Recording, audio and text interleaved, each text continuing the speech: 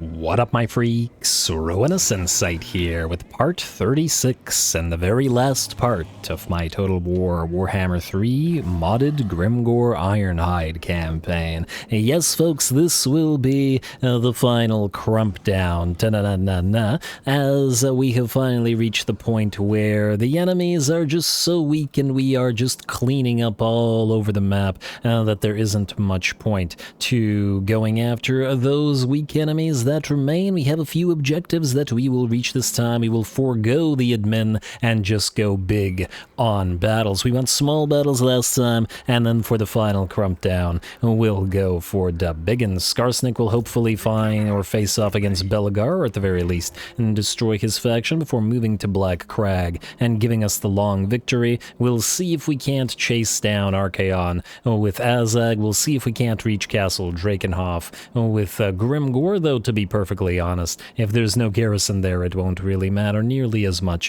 as getting the battles. Anyway, there will probably be some time skips this episode, or admin skips, as we try to go forward and seek the best battles that we can find for the finale, so strap yourselves in and enjoy the show. Grimgor, you're gonna start off, my friend. Let's move you onward towards any enemy. These guys are obviously garbage, so that's not worth fighting, but... and that doesn't mean we can't destroy them and then move all the way to Vlad, who will hopefully have picked up a better army this time around than he did the first time. Auto-resolve your close victory? Okay, I'm just curious. What will this do to our units? Oh wow, yeah, so those piles of zombies absolutely ripped apart our giant. Damn!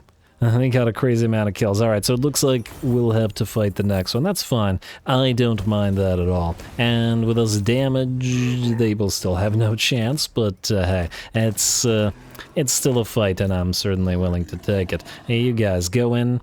Actually, you know what? It's not like we need the scrap anymore. Let's do this. Scrap upgrades, reinforced weapons for the giants, reinforced weapons for the rogue idols, and reinforced weapons for you as well.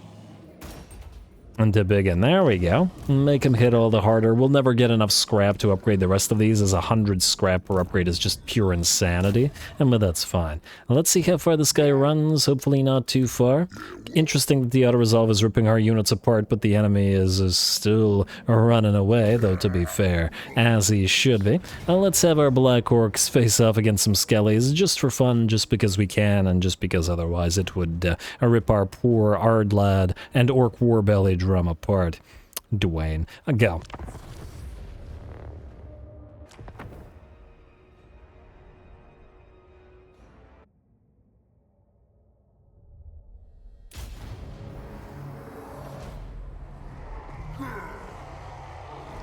Alright, here we go. I think if nothing else, this is a pretty good sign to not bother going after the entirety of Vlad's quote-unquote empire, since the auto-resolve is going to be a complete maniac about it, despite enemy armies being full of zombies and skeletons, so, and just gotta get a few real good fights. In this finale, we'll start off small and we'll get bigger and bigger as we do. Anyway, Slaneshi Giggle aside, we're gonna head directly towards the enemy army with just a blob of units, no tactics, it's skeletons, and we'll just rip into them. Gotta be a little bit careful about the damaged giants, and this is a summoned unit of Orc Biggins that we don't even care about because it's not part of our army. We gotta be careful about the giants getting hit by the White King and possibly Spirit Leeches from the enemy Lord, and that's gonna be the main issue here. Really? Did you really whiff on that with your extremely limited ammunition there? Come on, Biggin. Alright, well, Grimgor is gonna lead, and hopefully that one will have hit something this time. Actually, it looks like it smashed into those skeleton warriors, and they immediately started healing due to an invocation, or the Curse of Undeath due to the Spirit Leech on Grimgor. Alright, Grimgor makes his way in. He does not want to play with those skeletons, however. They're in his way, so we're going to pop the Blood-Forged armor, and just to get the explosion going, and head towards this pile of enemy heroes. If nothing else, there are a few White Kings to duel, and the Necromancers as well need to be brought down, and who better than Grimgor to hunt these guys down. Looks like the White King doesn't really want any part of this. Got a few hits in there and loses about 30% of his HP, and all the while the rest of our army makes its approach. Alright, looks like one of the Black Orc big bosses will be first. We didn't even bother charging with him because we're waiting for the rest of the Black Orcs to arrive, and frankly the skeletons aren't going to be threatening. Main line is about to smash into main line here, as some Crypt Ghouls are losing about half of their HP, and there we go. Grimgor gonna run around in the background, searching for enemies to destroy, but I think we want to watch the units rip those units of skeletons apart, as it'll probably be more interesting than Grimgor just chasing. Alrighty, not too bad, though this won't be for much longer. As we can see, the Black Orcs just rip right through those skeletons. Like they're nothing, they probably wouldn't even need to use those weapons of theirs, as I imagine they're probably strong enough to just crumble the skeletons in their bare orky hands. And it looks like the crumbling has by and large begun. The balance of power has shifted to about 90% in our favor, and only a few enemy units remain. Grimgor going after the enemy Necromancers now, and there's two of them, so he can just, hit one and hit the other until both are dead. Alrighty, and actually, no, he can switch because the enemy Lord is near here. The enemy Strigoi Ghoul King, who's actually also at about half HP. But on the bright side, he has not been targeting the giants with those spirit leeches, which works for me. We also did use the Fate of Biuna on this Karen Wraith unit, just because they otherwise would be annoying due to all that physical resistance. And I believe that was the only spell we used in this entire battle. It's not like we really needed damaging spells here, just wanted to get a little bit of action for the orcs. But not to the point of waiting 8 years for those Karen Wraiths to go down. Anyway, speaking of going down, Slaneshi giggle once again aside. It looks like the enemy Lord is dead. The enemy Sylvanian crossbow are still holding, and Grimgor is just ripping apart the enemy Necromancers. One down, second one bites the dust, and now the Sylvanians will get overrun, and this tiny little battle will be ours. Alright, you're supposed to end on cue there, battle. Oh, another sudden zombie summoning right at the end there. Ruining the queue. Typical.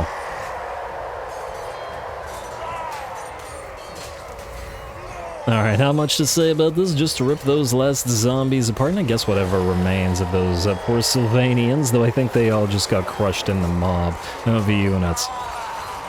Alright, I'm sure we'll see a blob of zombies and skeletons get deleted at least one more time before the end of this campaign, so we can do the rest. Well, not off screen. We did the rest.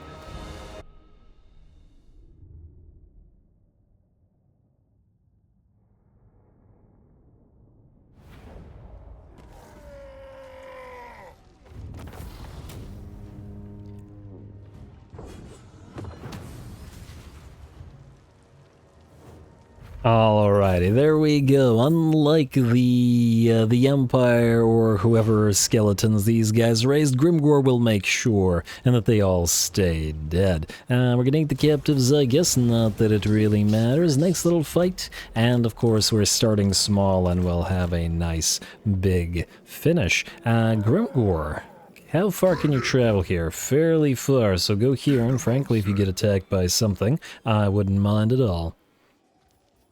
Otherwise, he can heal. I'm not even sure we're going to bother grabbing any of these territories just so as to not interrupt him. But anyway, Grimgor has moved, and I went ahead and moved everybody who doesn't have a battle upcoming in between the episodes. Arachnarok, Spiderclaw, we haven't seen you for a while, and would you look at that? We got a pretty darn elite stack belonging to Arachnarok here. Probably as elite as it's liable to be, so we should damn well come in and enjoy it. We are going to get a Chi-Nuisance here, I think. We don't need nastier squigs, and we have all the buffs for the various spiders.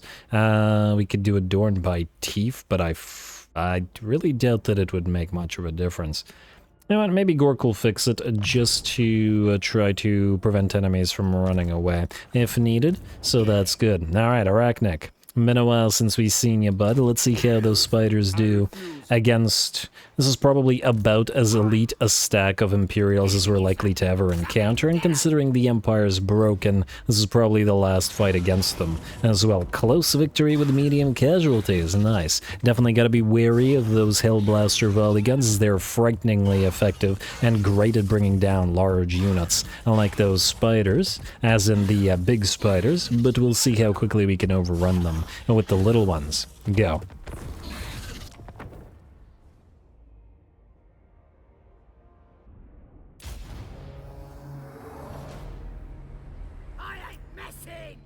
Alright, here we go. I think this is going to be a great final battle for Arachnarok, as I would be very happy if I myself was to have this Imperial army with all the relatively elite units that they have and the balance and combined arms. The two Reiksguard can work together quite well with those Demi-Griff Knights, the combination of great swords and halberdiers, those three Hellblaster volley guns. But anyway, I've already gone over those. Now, we've deployed most of our regular Spider Riders forward so that they can charge right into the enemy as fast as possible, while our ranged Spider Riders are by and large deployed to the back of the enemy army. Their goal is going to be to hit the enemy range units and especially silence those Hellblasters before they can do anything. Our line of Arachnaroks are going to skitter forward as well, but they, unlike the rest of the army, don't have vanguard deployment, so they're going to have to take a little bit of time to get there. Anyway, Spider Riders are well and truly engaged, and they're pretty darn buff with their 95 armor and 55 melee attack with lethal poison. 95 armor on a tier 1 unit, pretty darn good, I would think, especially on a tier 1 goblin unit.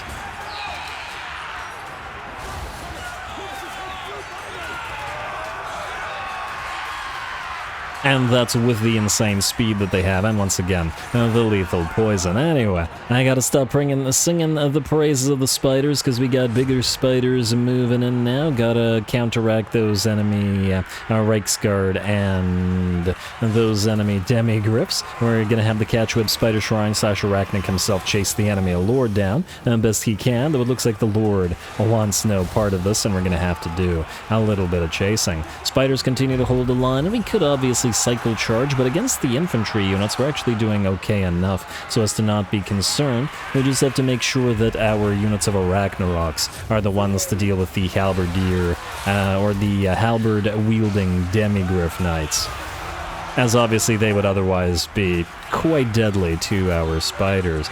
Spider Rider archers in the meantime are doing a little bit of range fire, but also moving into melee to help out the rest of the units as well. The biggest enemy blob is right here engaged with our melee Spider Riders, and we can fire into them and move into melee as needed. Here we go. Alright, charging on in, and now they are trapped. We waited until the WAAAGH came up so that we could activate the WAAAGH just as the ranged Spider Rider archer, or just as, well, yeah, ranged Spider Rider archers, as opposed to the melee Spider Rider archers, just as the ranged spiders moved in. An itchy nuisance come down. I do believe the Goblin, or Arachnarok, has killed off the enemy Lord already, and this relatively elite Imperial army is done for. I love the Spider Army. I had a lot of fun with it. Once again, it's one of those armies that feels really different from the others, and I just love the insane mobility that it offers. 96 speed on basically 90% of the army, with the exception of the Arachnaroks, but they don't really need to be that fast. Anyway, a close victory apparently, but it really, really wasn't.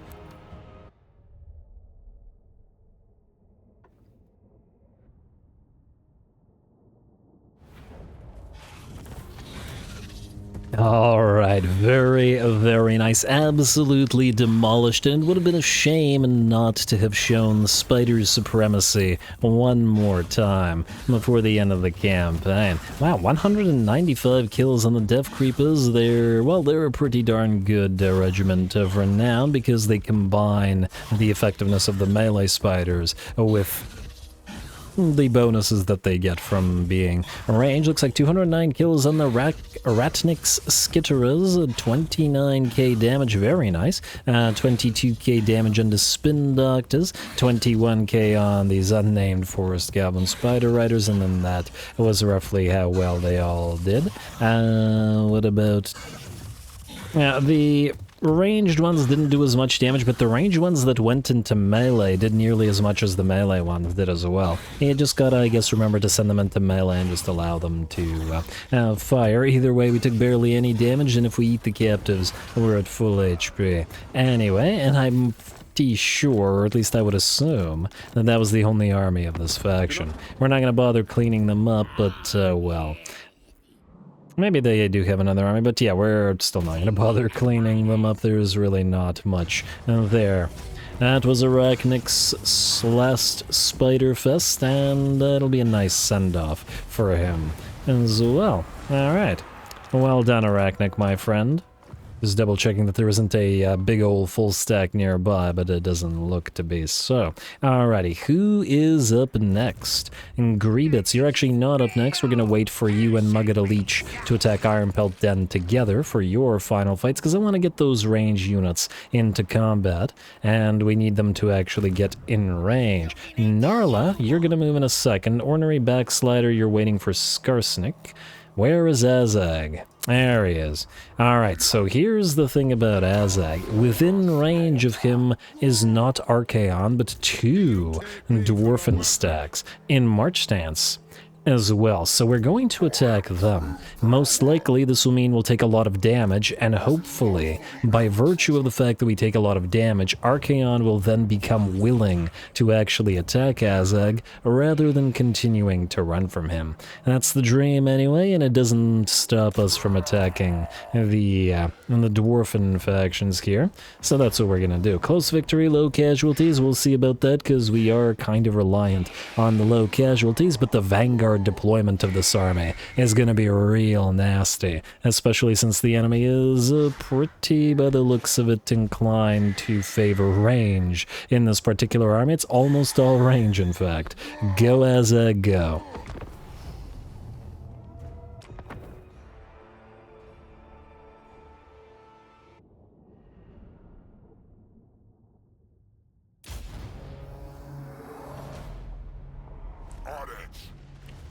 Alright, Azhag, here we go. Your army is shiny and new. Oh no, I love this lighting. Your army is shiny and new. It does not have a veterancy because, well, we just built it, but it is going to have to go through a trial by fire. We go for the dwarfs here, and we're going to get hit with those grudge rakers just as we make our way into the fight, but our entire army has vanguard deployments, so we can close the distance extremely quick. First of the enemy grudge rakers get overrun by the Orc Biggins quickly, and the Orc Biggins will move into the second set. And just as we move in, we stop firing at them with our arrow boys and then move them to the next target. Azhag is flying over the majority of the enemy army, but he is going to try to go after those gyrocopters with brimstone guns. I'm gonna pop that Spirit Leech on them and then try to chase them down, as they can be quite irritating and we don't want them killing off our boar boys. Speaking of our boar boys, with their vanguard deployment, they're on the field and into the fray extremely quickly, once again seeking to stop all those enemy range units from firing. Artillery are now silenced, and hopefully plenty of enemy quarrelers and guns and whatnot will be silenced fairly quickly as well. Now, we don't want them to get bogged down too long here, as they will start taking a lot of damage from enemy great weapon warriors and from slayers and such. So we'll just need to make sure we've done enough damage to the enemy range units and then back off. And especially before the second army arrives, as it is here, and they've got even more range units where that came from. I'm gonna peel the boar boys away as our regular biggins make their way forward, continuing to overrun those dwarfen lines and trying to get closer to the second army. Azhag has come down, stopping the chase of that unit of brimstone guns, as we can simply target it with the anti-large error boys, while Azhag Spirit Leeches and takes care of the enemy lord instead. There we go, the enemy lord is either dead or shattered now, and Azhag making his way forward to hopefully find another lord to slay. There we go, and it is a rune lord, I believe, this time. I think the first one was a high lord. Not that either one will matter, as Azhag, I'm sure, will be able to take care of it. There we go, and we're regrouping, or continuing to regroup as our units of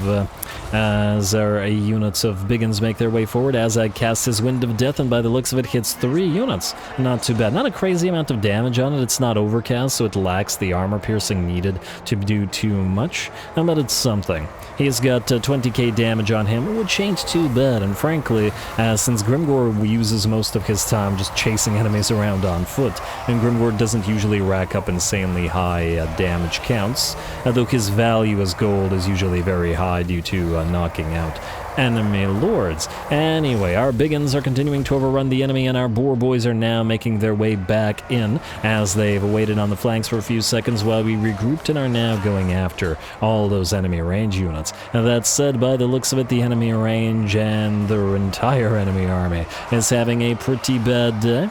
We are just able to close the distance far too fast.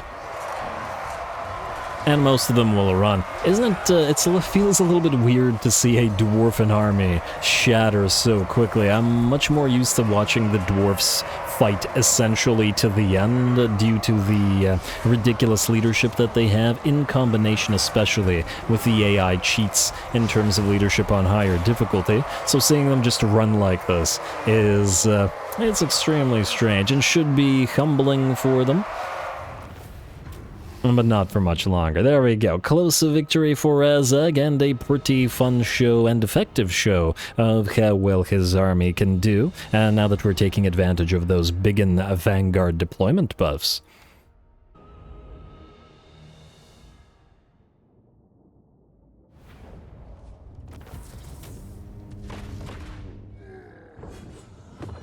Alright, there we go. Well, we were hoping to minimize casualties, and certainly we did. Only 31 units lost. And like we've seen with Torox and with Vlad, that Vanguard deployment is just so nasty, and all those Biggins Vanguard deploying are right in the faces of an army that is so reliant on range here, and just overran them without basically any recourse of the enemies. We're gonna eat the captives, though. Let's see. 100 kills, yeah, looks like the best performers of all the orc Biggins got about 100 kills and around 13k, 15k damage, and the boar boys did better, but they were facing off against by and large enemy range units instead of enemy melee units, so it does make sense. It didn't get too much value out of the savage orc arrow boys, but they're here to hunt single targets with their anti-large arrows, which we just didn't have here. I'm sure we'll find some against Chaos if Archeon is willing to fight. Let's hope he doesn't run.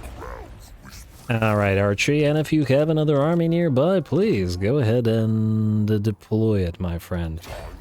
Alright, get as close to Archie as we can. Now, out of curiosity... damn. We have one more boar boy here. Huh. I wonder if we put you near here, maybe Archie would be more willing to attack, as in to kill you, so that Azhag comes in as a reinforcement? Who knows? Let's give it a try. It will then not be Azhag getting the defeat trait, but we're, I guess, really past caring about defeat traits, so yeah. Now, one of your boar boys can get some mileage out of this, so I guess we should get some mileage out of it as well. Though, to be fair, Azhag does cast a lot, meaning we could probably put a point in Soul Blight instead. Nah, I think we'll take the point in Soul Blight. It's still a spell that we're quite inclined or quite likely to use. Edbut, I think, for the Gork is maxed out. There we go, is maxed out. Grutter Badaxe, that's a Badaxe name. Let's see, Smash 'em Fasta and Measured Rage. I guess we'll try to get to Battle Leader, though I don't think we'll get to it before the campaign ends. Anyway, that was Azhag. So we've had Grimgor, Arachnarok, and Azhag's time to shine in this particular episode, or in this particular turn. I believe that's it, so we're gonna skip the rest of this, including all the admin, because we just don't care about it anymore. Let's see if we can't get any more battles out of the way. Let's have you then. Alright, Kugath, you want peace before your final territory is destroyed, but no, ooh, hopefully he comes back this turn so that when our range army attacks, and they can destroy him. Grimfang Legbiter's gonna attack an allied settlement, and we don't really care about it, but slaughter those captives. Nonetheless, it's not like we're not going to slaughter those captives, so...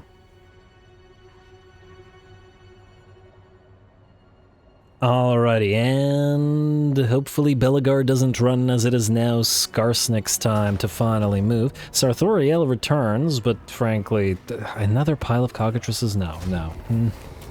None of that nonsense. If you had brought a full stack, I would have sent an army out to actually hunt him down, but like this, there's not much of a point. Don't know what the AI is doing there. Anyway. Now this is all stuff that is irrelevant. Thank you. Alright, now, where is Vladdy? I see, yeah, there he is with another full stack, hopefully waiting for Grimgor to come closer. In fact, Grimgor, I would like you to jump here. Wait, is there something cool at Nuln? What do we have at Nuln? Hey, what the heck is going on? Control +4, diplomatic relations, street racing circuit. That's fun. Spontaneous chariot racing. Fun indeed. But anyway, Grimgor, I would like you to jump right here.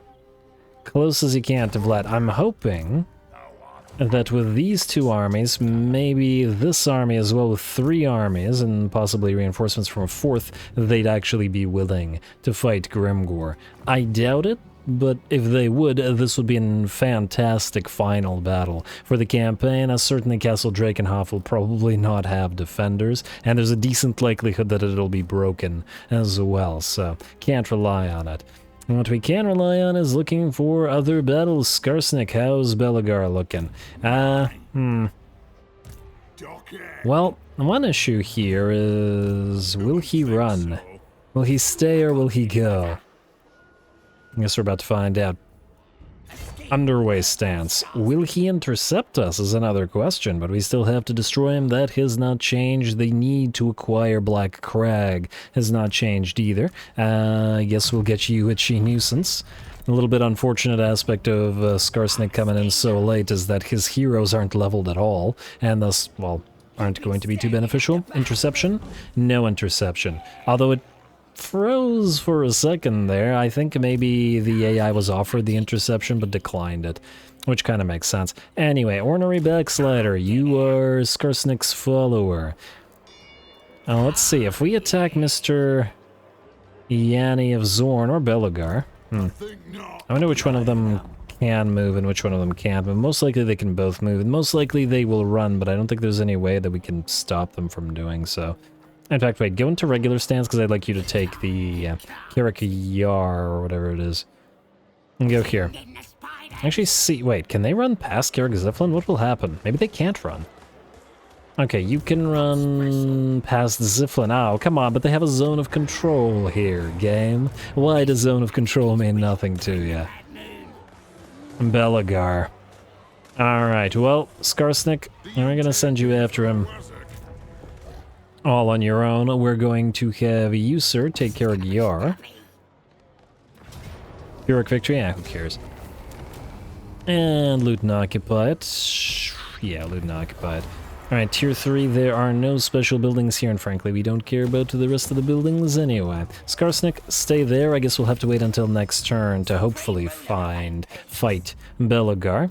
And we'll have Ordinary Backslider auto-resolve Karak-Rin as well. Alrighty, let's see if anybody else is gonna get a fight for us here. First of all, Snorko, can you reach any other territory? You can, by the looks of it, reach Rifrafa, but we can also have... Oh, actually, Spite Blood Reaper can't reach it. Meaning, Spite, you're gonna head to Remos, and like so.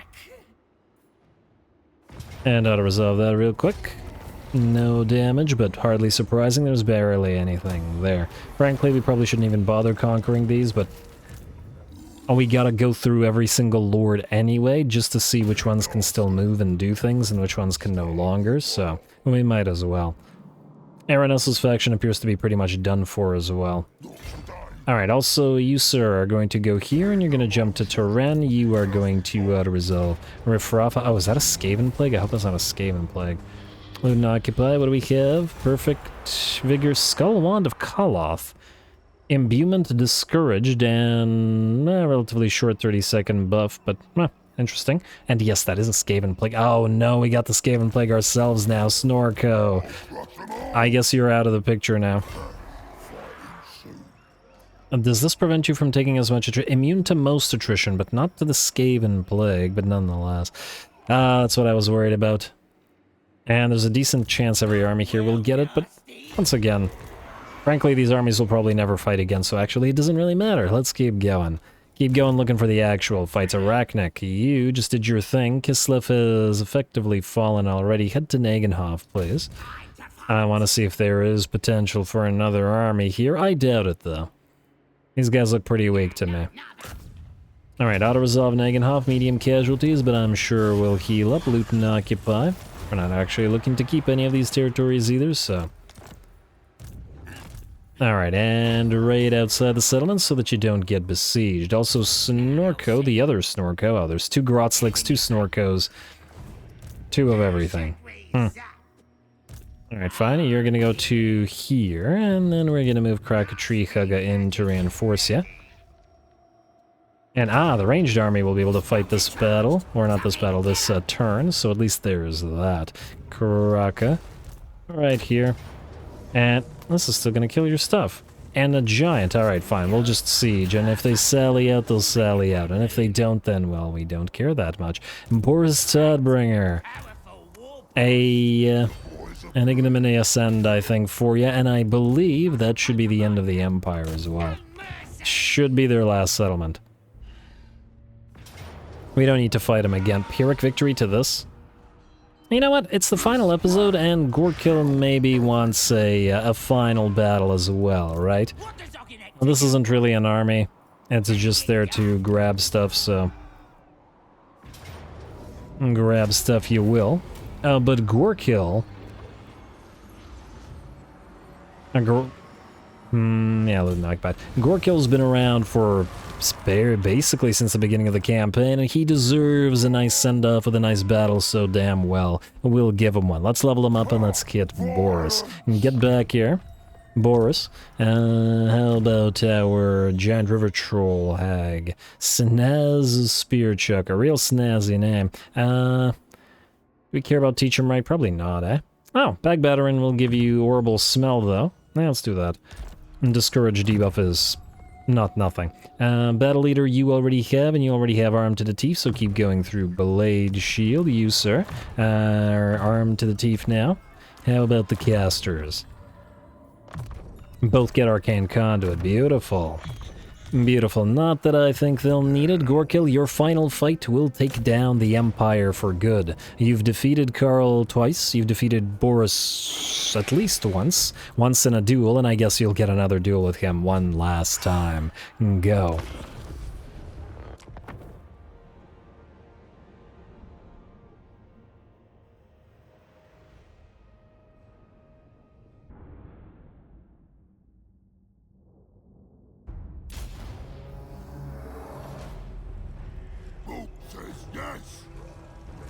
Alrighty, here we go. The last stand of Reichland. The Empire is destroyed. Karl Franz lies dead in a field somewhere, and Boris, who will forever be known as the 3-Minute Emperor, will be the last Emperor of mankind, as he will be brought down here by Gorkill Gutstabba one more time. Gorkill's army, the Troll of Death Star, is quite effective, and I don't see the enemy being any kind of threat here, and I'm really liking the way that our support creatures are working. There we go. The combination of these particular supports is very, very nice. And let's see, 159 leadership on the Swamp Things for a second, 160 attack, and that's, I believe, or that was, here we go, but that's still pretty darn insane. Look at that.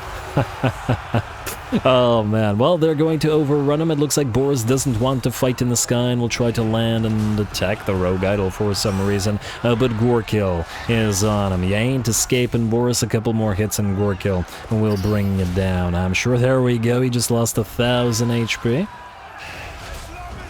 And one more hit unless he escapes. Don't let him, Gorkill. This is your time, and it is not Toddbringers. There we go. Alrighty, split our army up a little bit as a few of the regular trolls and a unit of river trolls and a colossal squig to buff them have moved off up of this ramp. There are a lot less units over here, but we should have them destroyed as well, while the main Death Star continues working their way through everything else. Alright, looks pretty good to me. How are we doing? I'm still just checking the stats on everything because they're crazy and I love it. Granted, the stats are also constantly fluctuating in this army because a lot of them depend on units being engaged in melee, but they get pretty insanely high. Alright, Bloodwrack Shrine really helping out as it tends to do, and there's that Blood Shrine of Khorne as well. Lots of buffs from both of these, too. 78 melee attack on the Beard Stomp is here.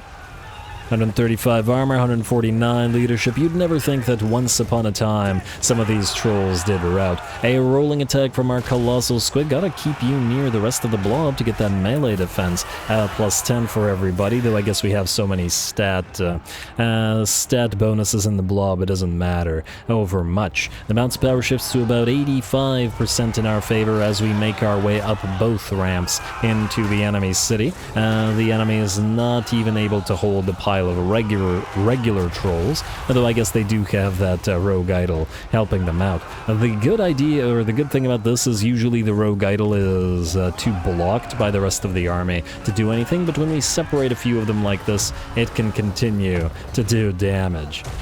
What you gotta appreciate. We're going to also peel away Gorkill one more time and head him towards the only big threat that remains on the battlefield, the Black Lions War Wagons with Hellblasters. A fantastic regiment of renown, very, very useful, but alas, the enemy won't get too much value out of it. And down we go, and now it is engaged as well. Then we're gonna pop a Spirit Leech on it, upgraded because, well, we had quite a bit of range to actually get there. And there we go, just like that, the last of the enemy units are engaged, so just a few more seconds of attrition as they all go flying in this Death Star. It's absolutely a horrific army to fight when you're a blob of infantry. All the infantry just go constantly flying as they make their way into the blob. Alrighty, and some Pistoliers bravely moving in, but they have to stay in as the Madness of Cain affects them. And look at all those speed debuffs. 50 speed on the Pistoliers, Poison, Madness of Cain, and Lethal Poison, all debuffing them at the same time. Alrighty, and it looks like the Black Lions are out as Gorkill will continue to chase them down. One unit of crossbows remain. We're going to motorcycle our way in with the Blood Shrine and the Trolls and other such units, and we'll follow. The crossbows will break upon the charge, and so will the rest of the army shatter. And there we go, decisive victory. Toddbringer goes down, and the Empire is destroyed.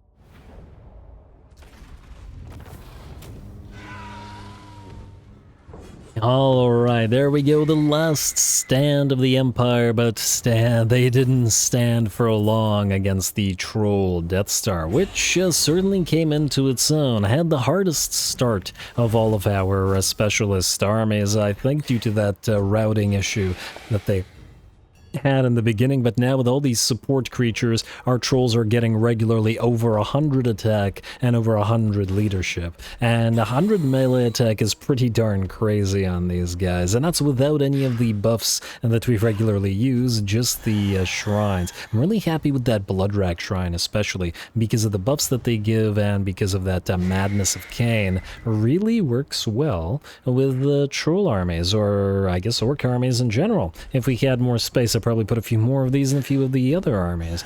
They would certainly fit. Plus, they do railgun support and clearly do plenty of damage with it as well. Anyway, 137, 147 kills on our stone trolls. Beard Stomp is stomped, well, still stomped plenty of beards as they are the Empire, and, well, they had beards. 146 kills on the toad faces. Very nice, and the other trolls, but they're the basic trolls. How did our two Colossal Squig do? 13 and 14k. And very nice as well, and hey, the Rogue Idol even got to participate this time around.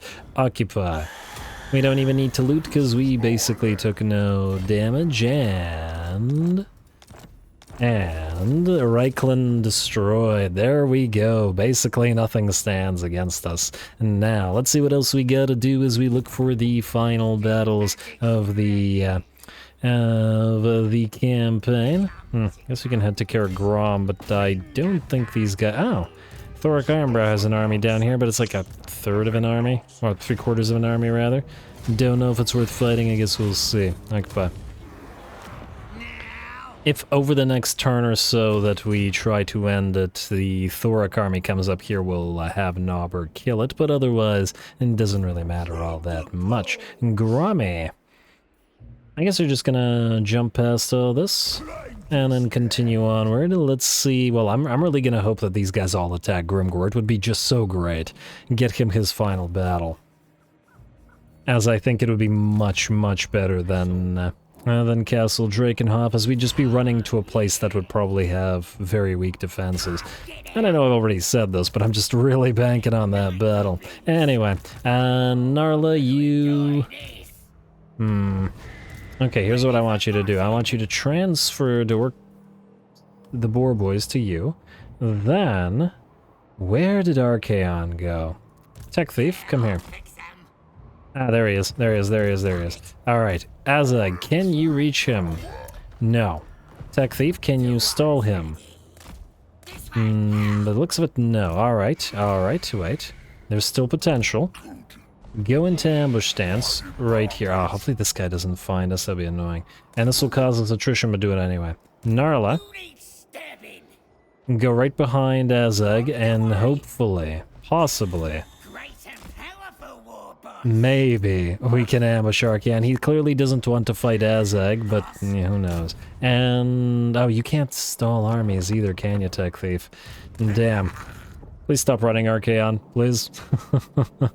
I'd love to get a final battle against you. Although Azhag already did get a fight. It's not the biggest deal in the world. If he refuses to fight, then he refuses to fight. I mean, there's not too much we can do about it. Let's see who else needs to move. Oglock the Boarable. You are going to... Well, frankly, once again, you've had like the most fights out of anybody. But I guess if you encounter a big old stack somewhere, I'd be willing to fight it. Not really worth fighting at Hargoth or at Foul Fortress. Worth fighting Hargoth at Foul Fortress. Close enough. I want to resolve this and loot and occupy it. And just to heal up. Though I guess we would have healed up over the next turn anyway, so it would not have mattered. Now, you guys are ready, and damn, Kugath ain't back. Well, we could give him a chance to come back. You know what? Stay here. Let him recruit one more time. Maybe he'll return. I'm willing to give them a chance if we're going to wait for Grimgor to get his final fight anyway. And these guys are willing as well. And we gotta wait for Skarsnik, so there's at least 2-3 fights that we're waiting on to end the campaign. Leroy, I'm not even gonna move you. I'm not gonna leech, just to wait and... Oh. Stranger danger? Big a loot cart? None of this really matters. Tech is fine. I guess we'll never reach that scrap compactor, but we never really needed it in the first place. Krega Armbreaker. I mean, I guess you can keep following our friends around.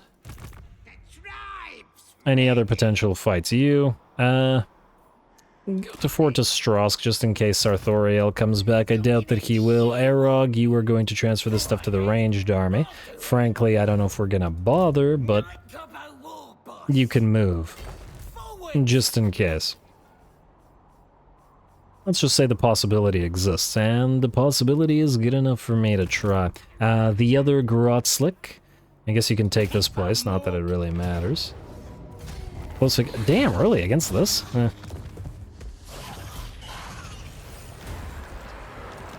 Alright, does not matter. Let's see. Anybody else? Skarsnik? Yeah, we're waiting on you, bud.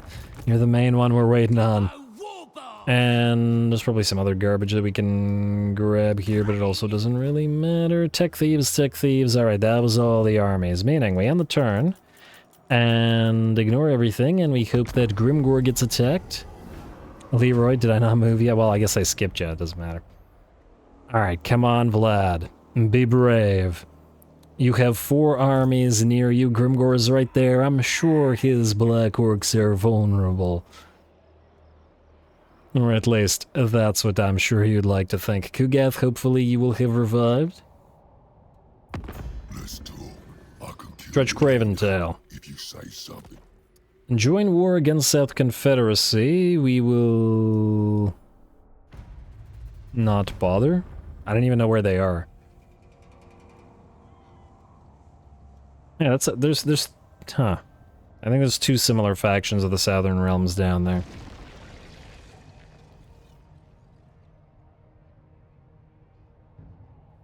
Alright, Vlad is not brave enough to attack us, but maybe he's still sitting outside of the settlement. Where are you, Vlad? And he's in march stance. Okay, but he is beside another army. Alright, that will be Grimgor's most likely final fight. Order of Lore Masters finally destroyed. Oh wow, I wasn't expecting that. Don't care about the WAAAGH mobs retained. A new WAAAGH unit is available for recruitment. Oh right, oh. This was not the most ideal time for the WAAAGH to end. I guess we could call to WAAAGH again, but, well, you know what? The WAAAGH is ending and the campaign is ending. Bittersweet though it may be, that is the case. And Belagar? Belagar, where are you? Don't tell me he died somewhere. How could he have died? No. No, Belagar. Why? But we needed to... what? He could maybe have jumped down here. He ran past Ziflin. Problem is we don't know what's past Ziflin. Alright, ignore Ziflin for now. Skarsnik, come down here. Regular send jumps. Go like this. There he is. Maybe those 2 armies together will be willing to fight Skarsnik. I guess we're gonna have to wait another turn to get him his final battle. Ordinary backslider, take Karagrin. And how to resolve that, just for the principle of the thing, if nothing else. And we cannot build the, cannot build whatever this thing is. Morzen's Wall, defensive supplies, marble resources. I guess this is all nice for the orcs, because otherwise they... wait, no. It's not nice for the orcs, we can't trade. Why are we... huh. I guess these aren't unique landmarks, in the sense that they're not unique to the orcs, they're landmarks that anybody and everybody can get, or maybe the orcs and the dwarves can get them, because yeah, I just realized that. Why would we care about the marble or the obsidian or whatever else these things provide? Yeah, obsidian, etc, when we can't trade. You know what would be cool? If that enabled the ability to trade. I think that would be pretty neat. For the orcs.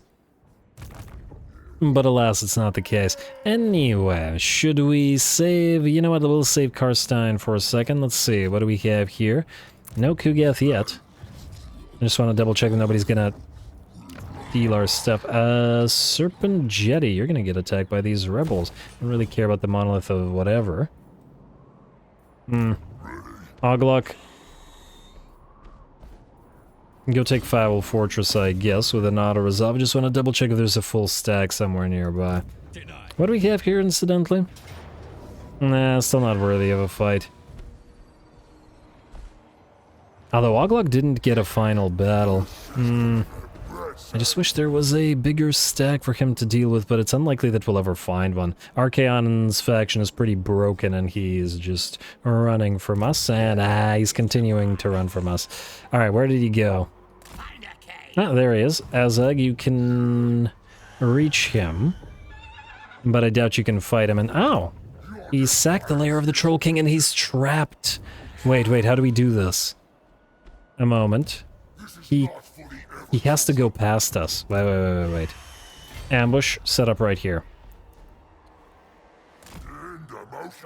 We have to do this in such a way that he can go past us but still have room. Yes, alright, we should be able to get Archeon. Oh, I'm so happy. You, Gnarla, go here. Ambush probably won't happen, but it doesn't matter. I hope I didn't miscalculate. And, is there any way to actually block this off? I don't think so. I don't just see if that's the zone of control. Huh. Oh, wait a moment. Ah, that blocks him off. Fantastic. Alright, Azhag, you in front of Gnarla there.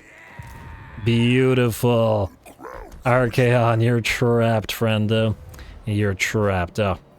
Very happy about this particular turn of events.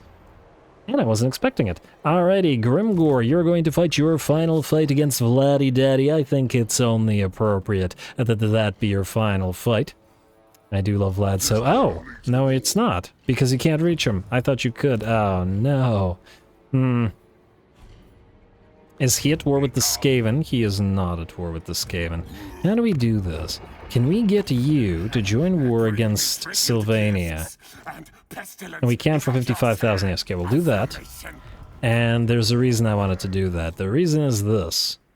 Grimgor, you're going to go into ambush stance. Right beside Kirchum. And I'm going to hope that Vladdy comes around with these armies and tries to attack it, and then we'll be able to hit him with Grimgor. Grimgor's army is too damn strong. Everybody's running away from him. Grom. Could try to besiege Filedorf, or we could... Oh, you know what? Actually, just ignore it. Head out here. We might be able to use you to essentially corral one of Vlad's armies. Maybe that's the way to do it. Anyway, we're going to continue waiting for Kugath. We've trapped Archeon. We are waiting to see if Belagar attacks Skarsnik. Ornery Backslider is good, and those are the last battles that we will want. I guess... Honestly, I think the boar one isn't really worth fighting, and we got like 3 battles with the boars over the last 2 episodes. And this is just garbage here. But we're still gonna fight it. Go.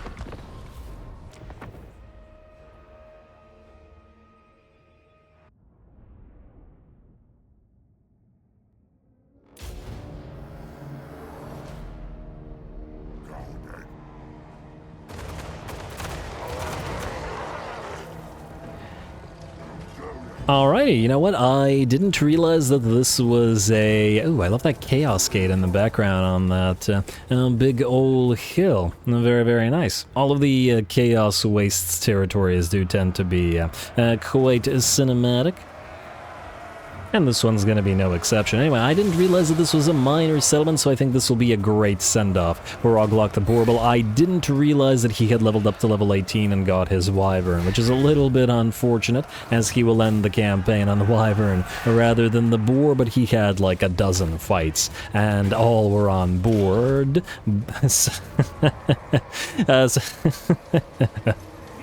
Oh, I'm an idiot. Yeah, I'm sure he is happy. Anyway, one of the fun things about this particular battle is we have lots of these entrances into the enemy settlement, so we'll have lots and lots of little mini skirmishes as we assault the enemy territory from as many directions as possible, while the boars hit the enemy settlement from the back and hopefully join the fray once they've taken care of the relatively limited amount of enemies that are hovering around the enemy's central capture point. A unit of enemy range Marauder Javelins gets rushed by the Orc Biggins, who took a little bit of damage running up to them, but will probably take no further damage as they fight here. 115 armor on them, and the enemy has only 12 armor piercing, so good luck to them. Lots of enemy units are blocking off a few of the choke points, though. Gonna send in a few of our boar boys, the anti-large Savage Orc Boar Boy Biggins, which we kept together with the infantry here, just so that they could fight trolls and whatever other units they needed.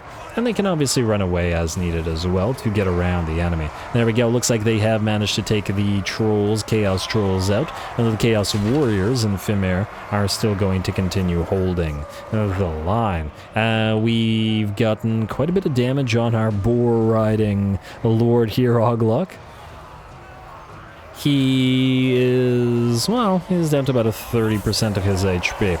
But he's not used to riding a wyvern, he's more used to riding a boar, so gotta give him the benefit of the doubt here. Anyway, continuing to hold the choke are these Fimir over here, and together with a few more Chaos Marauders, but we will slowly make our way through. In the meantime, the enemy lord and whatever other units were kept as a rear guard to protect him have been surrounded by massive piles of boar boys. The enemy lord is also on a chariot, and that's not what you want to be on when you're facing a massive pile of cavalry. You gotta remember that this attack only so far has been using our infantry, which is only half of the army, and isn't nearly as buffed as the boars of the boar army here.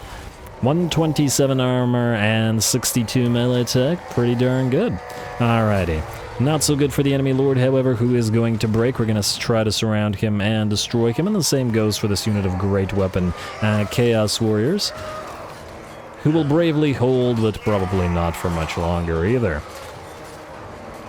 And of course, as soon as all of these units are done, we will simply... Oh, the enemy lord should be just about done here. A couple more hits.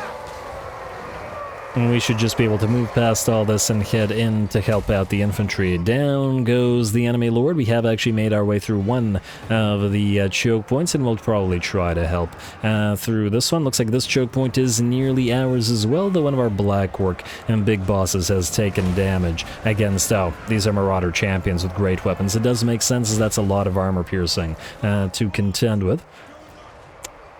So it's not surprising that the Black Orc Big Boss got hurt. Anyway, with that choke point, the fifth choke point on the right flank having failed, we move in all the reinforcements that were fighting there to the fourth rightmost choke point, and now the enemy is surrounded. Those Marauders in Fimir aren't going to hold and will soon shatter. We can even use a few more boar boys that are coming in from the center to help out elsewhere. Looks like the enemy is going to drop...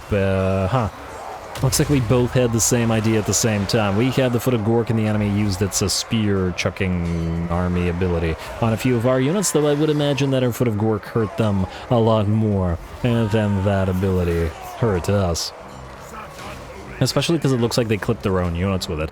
Anyway, it looks like with that, the enemy army will finally shatter, and this last battle will see the boar army off. Well done. You get Pets Wyvern just one time, since this is the only time we saw you in particular, as in this particular wyvern, on screen, and I'm sure... I guess we could name him the Boar.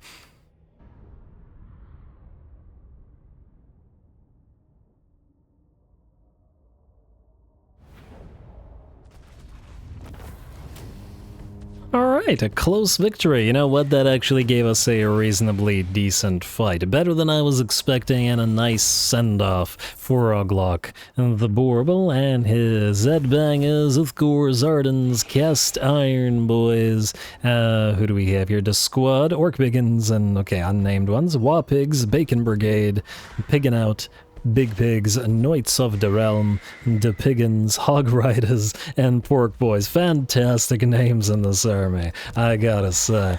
Occupy, Luton Occupy, whatever.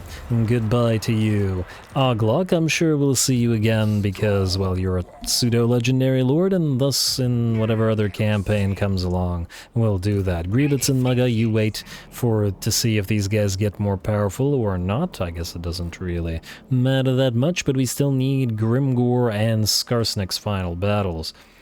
And we still need to capture Black Crag, though... Hey, you know what? They've got crazy defenses there. Maybe we can get a field battle with both of these armies. Watch Skarsnik lose. Skip the rest of this, including the admin and whatnot. I'm gonna start losing money, but eh.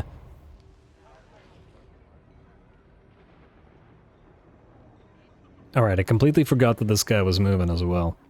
Ooh, Archeon, yes.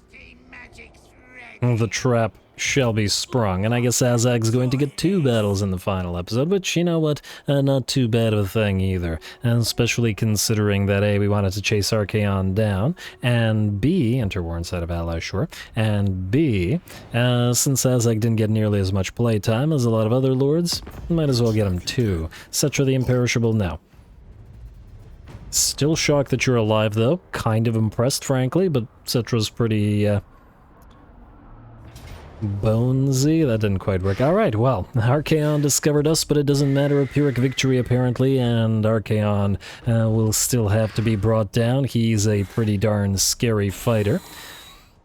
But I'm reasonably confident. Go.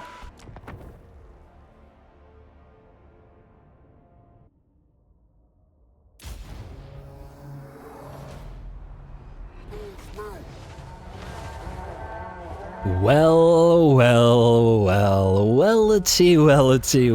if it isn't Archeon, he tried to run, he tried to hide, and he is going to break on through to the other side, as in he's going to get banished to the warp should Azhag succeed in defeating him. He's got a pretty nice army, and it will be Azhag versus Archeon here, as the Crown of Sorcery will face off against the Crown of Domination. Both of them have spells to work with, but Archeon is a very hard-hitting boy. He's got 123 melee attack and 1.2k weapon strength, and plenty of buffs as well. Gotta watch out for that Slayer of Kings buff as well, which is pretty darn intense. Minus 50% melee defense contact effect. So, and be careful, Azhag, as you just lost about 15 to 20% HP with a single blow, and I'm sure more blows are coming where that came from. In the meantime, our biggins have moved into the fray. There are some Chaos Knights of Tzeentch, Chaos Knights of Lances of Tzeentch to contend with, and they're probably going to do a little bit of cycle charging. And Azhag and Archeon are both extremely low in HP at about 25%. I think Azhag is getting the worst of this exchange. We're going to back him off to enable him to charge back in and heal up with his potion a little bit. Over on this side, we have managed to trap the enemy Hell Cannon and prevent it from firing anymore, and the Boar Boys are making their way into the fray as well. The goal for the Boar Boys is to stop the enemy cavalry from doing anything. We're going to give chase to the Marauder horses, and here we are going to capture / trap the Swords of Chaos, the Regiment of Renown that is Archeon's own personal guard / personal knight company. And they're a pretty darn scary Regiment of Renown. Look at that. It takes 12 of the units of Boar Boys hitting one unit, and it doesn't go down. Archeon continues to fight with the last little bit of his HP as Azhag hovers overhead, awaiting to heal a little bit and then go back into the fray. Waiting for his opportune moment, as Archeon is pretty heavily damaged, and so is his Chaos Sorcerer. Here comes Azhag one more time to deliver the final blow, bring down Dorgar, and bring Archeon to a death as well. Beautiful. With Archeon having fallen, the leadership shock is pretty severe by the looks of it. Plenty of enemy units are routing, though it looks like the Dragon Ogres are still holding on. Some Chaos Warriors as well. We're probably lucky that Archeon didn't have the Severed Claw with them, as that Aspiring Champion Regiment of Renown is just impossible to kill, and while the Swords of Chaos are great, the Severed Claw are even scarier. Speaking of the Swords of Chaos, they're down to 4 units, though it took, what, 3? Well, now 2, but I think it was 3 originally. Units of our Boar Boys to bring him down. Few Chaos Halberdiers rather, Chaos Warriors remaining in the fight, and those anti-large Dragon Ogres are still in the fight, dropping plenty of Boar Boys, as we can see lots of corpses beneath them. And doing quite well, so I'm quite impressed with the Dragon Ogres, but not surprised, as this is what they're made for, so damn well they should be good at it. Look at all that. Plenty of Boar Boys to their name, though not plenty more, as the balance of power shifts to about 90% in our favor. We still have some Chaos Spawn to work through, but by the looks of it, the rest of the enemy army is shattering. The Exalted Chaos Lord Prince Ograx will run. I think that's the one Archeon starts with, in fact. So he's had him since the very start in that army. And that was just a matter of knocking out these last Chaos Spawn. Archeon already lies defeated. I'm so glad we were able to catch him.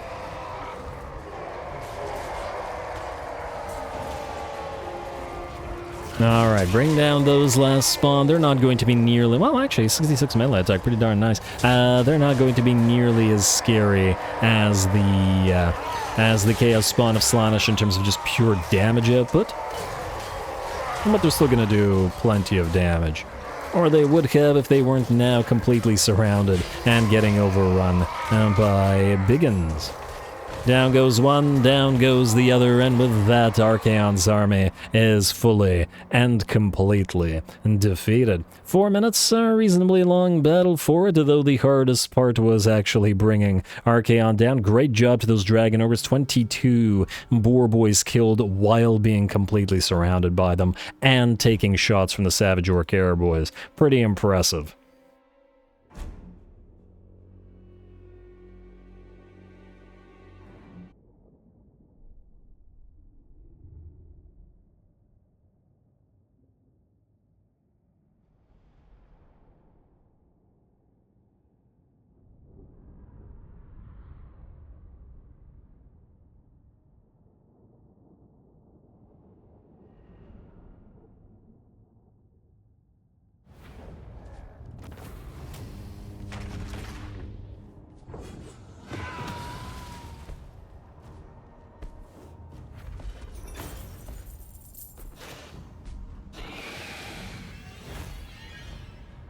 There we go. So falls the ever-chosen Grimgor, not even deigning to bother to deal with him himself, though Archie did certainly give Azhag a fight and send him off, despite the level disparity and the nice items on Azhag as well. But at the end of the day, our army's still victorious. Very, very nice to Azhag's force, and we shall never see your like again, as that is that for Azhag.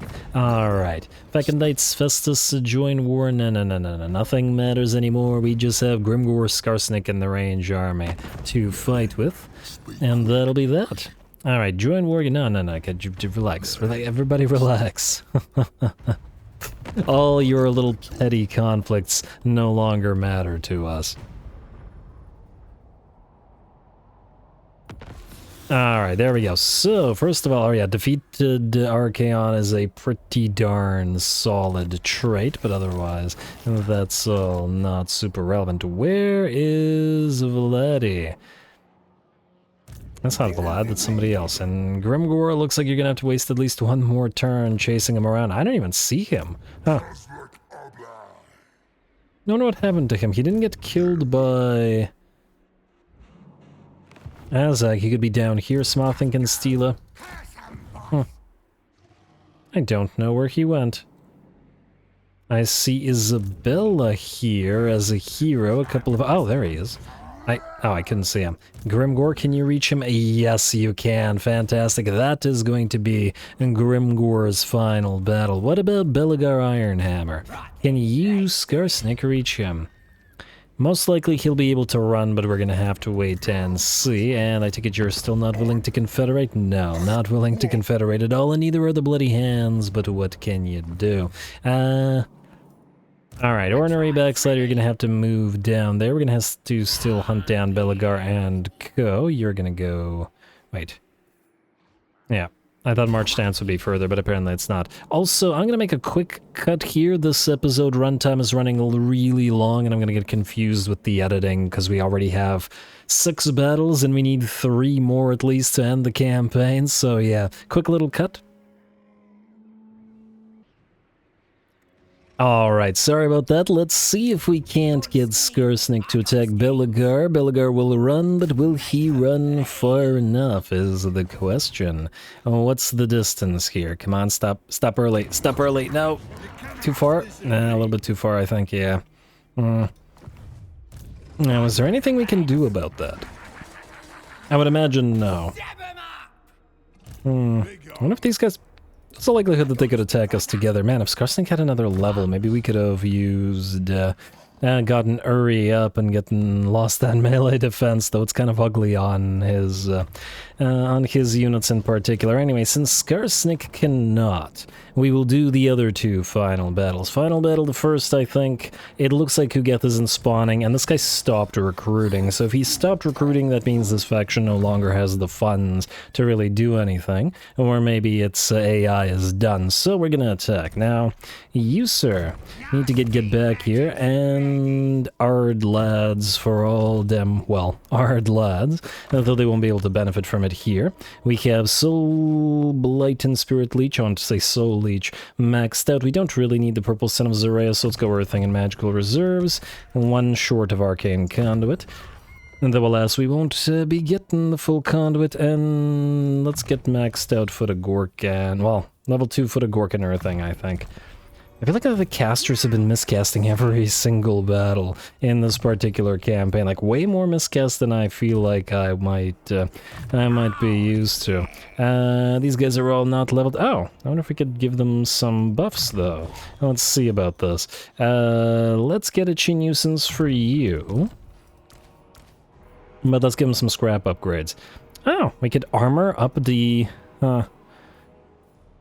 But would armoring them up do that much for us? It would allow them to get to the better of a range exchange. You guys can just get increased damage, I guess. 20 armor. I kind of like the idea.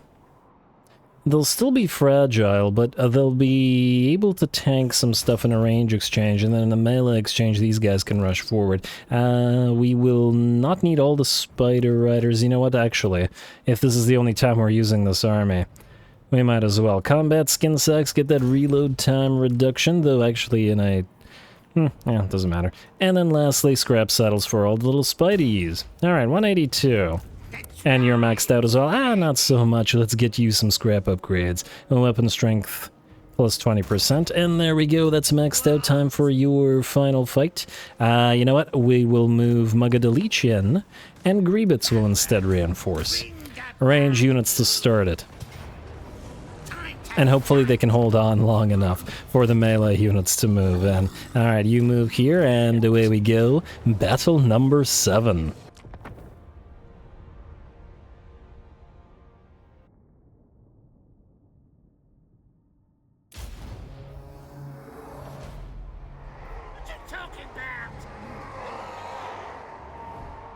Alrighty, here we go. We didn't get too much playtime for the range army, so we gotta get one more battle with them to send them off. We're obviously deployed up ahead with... Oh, Doom Divers. They make me laugh every time. Just the gobbo legs sticking out of the ground is hilarious. Frankly, I feel like the gobos should probably just explode once they make contact with the ground, but whatever. Anyway, as I said, we Vanguard deployed our Spider Rider archers who are applying some poison to the enemy as they try to make their way forward, allowing our Doom Divers to do a little bit more damage. Unfortunately for us, it looks like the enemy Plague Drones will make their way forward and will start attacking our units of various archers, or arrow boys, I should say. Though fortunately, by the looks of it, between the Jezzails and the Spiders helping, these Plague Drones should be in pretty bad shape. Unfortunately for us, a Demon Prince of Nurgle leads this particular army, and he's going to make it fairly difficult. We're going to do our best to target him with our range units, but we don't have a lot of armor piercing, and it's going to take a while to bring him down as well. Alright, we are obviously going to have to force a decent pile of our range units to actually fight in melee, but we kind of expect that from this particular army. Now, one unfortunate aspect of this was while the Demon Prince was heading towards us, I had all 5 of our units of Doom Divers try to target him. He did not get hit by them a single time. He wasn't even dodging, he was just moving straight towards us, but all of the Doom Divers were firing either pretty much all over his model, and none of them hit, which was really bizarre. And I guess they're just not good at hitting enemy flying units. Oh, I'm just really enjoying this animation. Oh, you're sure? Really? He just flies up? I thought he'd slam his big old mace down on the enemy. Maybe he was supposed to, but the unit he was about to attack was already dead. Anyway, let us continue. Since we couldn't attack the enemy Demon Prince, we're going to actually have our Doom Divers just all target the Bilious Thunderguff and keep it away from us. It's going to keep trying to dodge, and it's going to keep on taking hits. These things are meant to snipe, so I'm disappointed once again that they were unable to do anything about the Demon Prince, but they'll keep this extremely threatening unit and his Plague of Nurgle out of the fray. Alright, and his missile resistance as well, I'm sure. Also, obviously, this army was originally meant to have 4 World WAAAGH Jezzails to help out with the range, and rather than all of the spiders, we were supposed to have 2 Arachnaroks here as well to act as anchoring points, but by the looks of it, we're still holding. The range units are meant for range, but they can certainly fight in melee. That's the beauty of Error Boys, as opposed to Goblin Archers, which cannot fight in melee. And the same thing goes for the Spider Rider Archers as well. They can fight in melee and they can hold the ground while the Error Boys both fight in melee and continue their range fire. It's both funny, but also kind of appropriate that the range army, kind of, for orcs, the range army just turns into a melee army. You build them with bows, you give the orcs a bunch of bows, but frankly, at least half the time, they're gonna move in and try to whack the enemy with their bows, using them as sticks anyway. Is anybody surprised? I don't think so. Mount's bow has shifted to about 90% in our favor, and we are holding the enemy off. Our reinforcements have arrived, but by the looks of it, we don't actually need them, and the enemy has failed to make their way through our units of Spider Riders. I do believe the enemy lord has fallen to concentrated fire somewhere out there. And while it looks like a couple of our units of our archers will rout, I think they only routed because I essentially backed them off from the main line, and thus they got hits in the back, which gave them another morale shock. They would have fought to the end, but there was no need to take additional damage here, since I'm wary of getting a plague and the units all then dying to attrition. Although that shouldn't happen, because we are not taking a crazy amount of damage anyway. Anyway, getting a little bit of support fire action from the Jezzails, who have actually run out about a half of their ammunition, and have managed to deal about 10,000 damage all the way from back here. Alright, I was hoping that they would actually fire one more time, but by the looks of it, there aren't enough enemy units for them to fire. The Bilious Thunderguff never was able to get to the battle, and just kept taking hits from those Doom Divers. He's got 50% physical or missile and 10% physical resistance as well, so yeah. He was never going to take a crazy amount of damage from them, but the fact that he was able to, well, he was never able to join the fray, I think, really helped us out. Anyway, these Savage Orc reinforcements move in to run down whatever other enemy units remain, but I do believe they started melting away, being banished, before the reinforcements got here, so I gotta give this one to the range army. And credit the destruction of Kugat's faction to both. Anyway. Is there somebody still fighting? Oh, we're gonna chase some stuff down? Alright, we can do that off screen.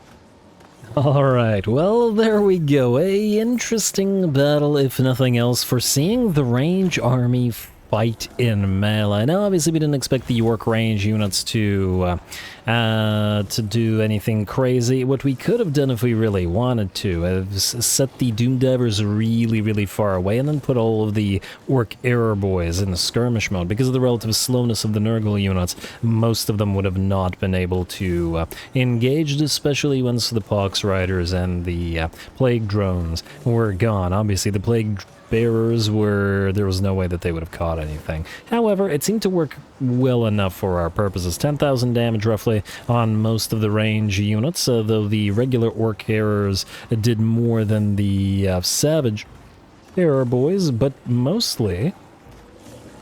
Actually, they're about even. The thing is, the Savage Orcs fought in melee, and then these guys only joined the melee afterwards, and after these guys backed out. But anyway, everybody did well. These two armies are now done for this campaign, and just one quick over for the various names. Orc Error Boys, Orc Error Boys, the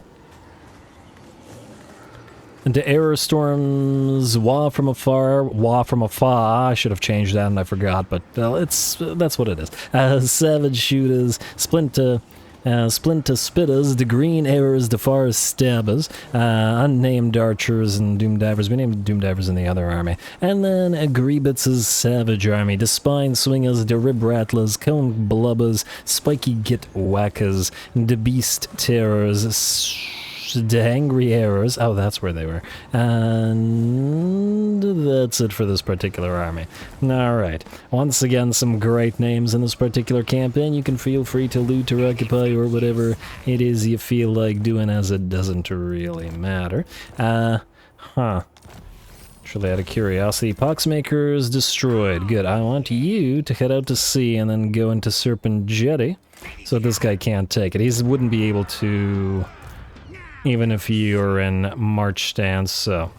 Not that we really care about it, mind you. It's the principle of the thing, more than anything. Alrighty, you're good. Now it's time to fight Grimgor's final fight. Not going to be a difficult one, but frankly, we've seen the Black Orcs fight throughout the campaign pretty much non-stop. I mean, they fought in Athaloran like 10 times, and there's really nothing the Vamps can provide that'll be any different. So, I'm going to do our best to try to make this little fight interesting. Do we even need to level up? I think we have everything good. Yeah, the Giant River Troll Hag reached level 40, but honestly we don't care about levels, just go. And knock down Vlad one more time. Or I should say, one last time. Alright, Valiant defeat and casualties medium. Once again, yeah, the auto-resolve is just being nutty and very much favoring the Vamps. I appreciate it, and yet I don't appreciate it. Final battle, Grimgor, go.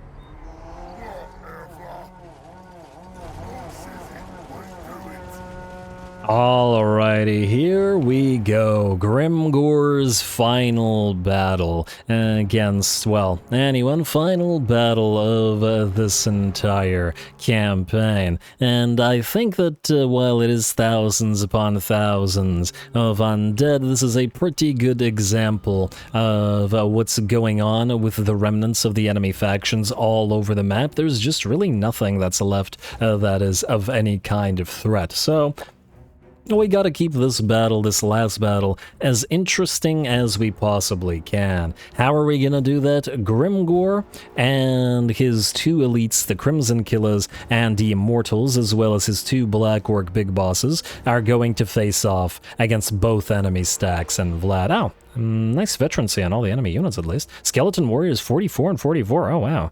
That's quite nice, actually.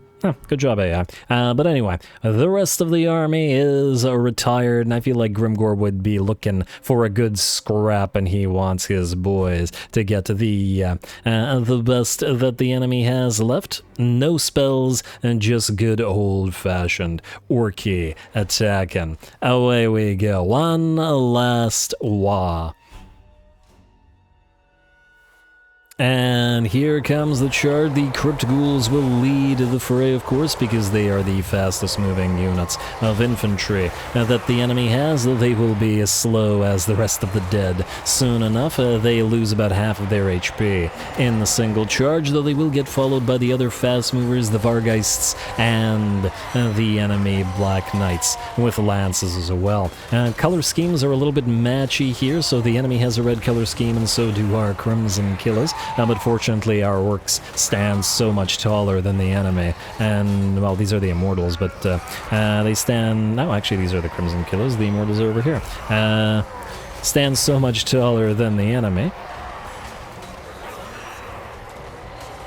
that they're quite easily visible. Anyway, we begin the Slaughterfest, obviously with each of the Black Orc big bosses leading one of the regiments of renown against the massive pile of units. Obviously, we could have Griebitz, or not Griebitz, we could have Grotzlik, Git Stompa, use a Foot of Gork in his spells to just clear all of this out. But why do that? I'd much rather see whether both stacks and all the thousands of undead can be held off just by these two elite units and our three heroes, or our Lord and two heroes.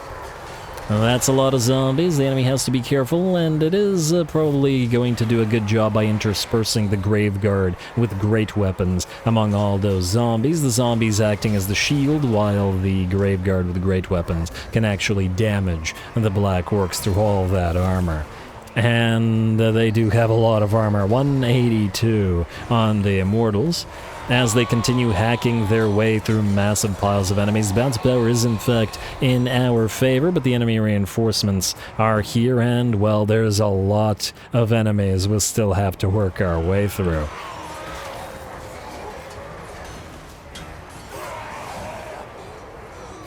And I think this is exactly what Grimgor wants. He's crossing the world to look for a good scrap, and, well, sometimes you have to make your own good scrap by keeping most of your army back. A blood-forged armor opens up a little bit of a way around him as he continues hacking his way in every direction, waiting for Vlad to muster up the courage to face him in combat, or I should say, face him in combat again.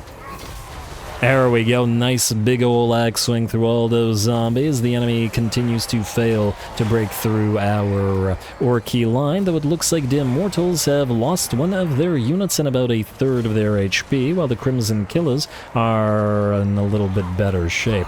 I think that the reason for this was that the Grave Guard in combination with the Vargeists hit the Immortals, and thus that did more damage to them than the Crimson Killers, which have by and large been facing off against weaker units here. Alright, our Black Orc big boss that leads the Immortals is trying to hunt down those Vargeists, and by the looks of it, and doing so pretty successfully. Grimgor's still in the middle of the fray and is looking to move towards that enemy Master Necromancer and try to hunt some enemy lords. He's bored of the zombies and the Grave Guard as they're all far too weak and cannot do anything to him. And I'm sure he's tempted to order Grotzlik to just foot-a-gork them all, but nonetheless, I think his Black Orc elite are having a fun time here, so they will continue hacking their way through. Also, we really gotta appreciate the area attacks on our elites, because I'm sure they're pretty instrumental in hacking their way through these units. It looks like, I tried to send Grimgor towards Vlad, but Vlad ran right past him to go after that Black Orc big boss. Perhaps he is rightly afraid of Grimgor. But Grimgor will still chase him down, and damn, every time I see Grimgor, that is a big boy. And he has found Vlad. The Black Orc big boss will be distracted fighting something else, but, wow. Yeah, Vlad's gonna take some time to bring down. He's lost about a third of his HP, and he has tons of healing, and he has approximately 8 million minions all around him. But it's basically like feeding, I don't know, something into a wood chipper. Well, actually feeding corpses into a wood chipper, that makes sense in this particular case, because all of these units are just running into our Black Orc elite and are getting brought down. Anyway, Vlad's down to about half HP, and the Bloodforged armor opens up a hole in the middle of the enemy line, allowing Grimgor to whack away at Vlad without getting too distracted, and the Black Orc big boss will hopefully continue to clear the way of nearby units of skeletons. Looks like he did get a few hits on Vlad there, but it doesn't really matter.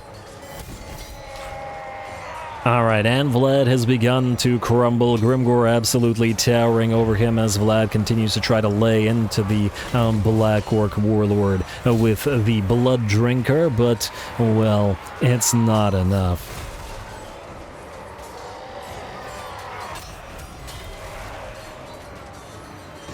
Alright, not much to say, just whacking away until one of them goes down, but I think we all know which one of them it will be. Vlad's still impressively holding on, but he's reached, 1 HP. He's reached his healing cap.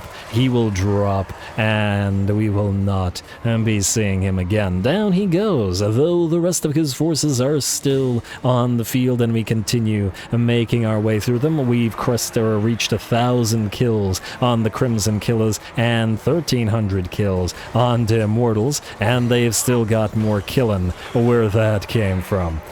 Into the wood chipper, into the meat grinder, every single one of you go, and hey, why don't you bring a few more stacks of these? I'm sure our Black Orcs would love a few more kills.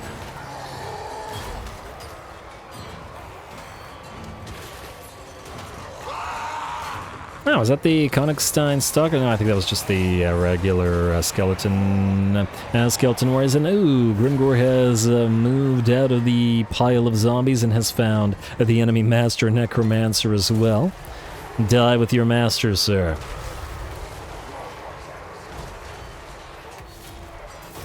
Hey, don't run. Don't distract Grimgor with zombies and run away. Oh, actually, that's pretty on theme for a necromancer. But there's only going to be so many zombies.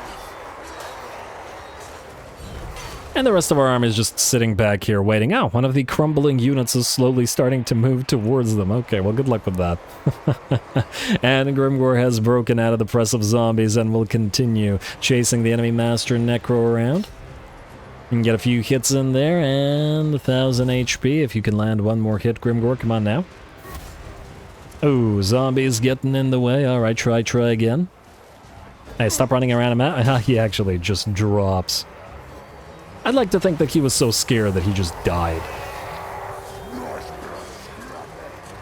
Alright, just a few more hits as the Crimson Killers and the Immortals continue making their way through the last remnants of both of these stacks. I'd be curious to see how many units we will have killed at the end of the battle.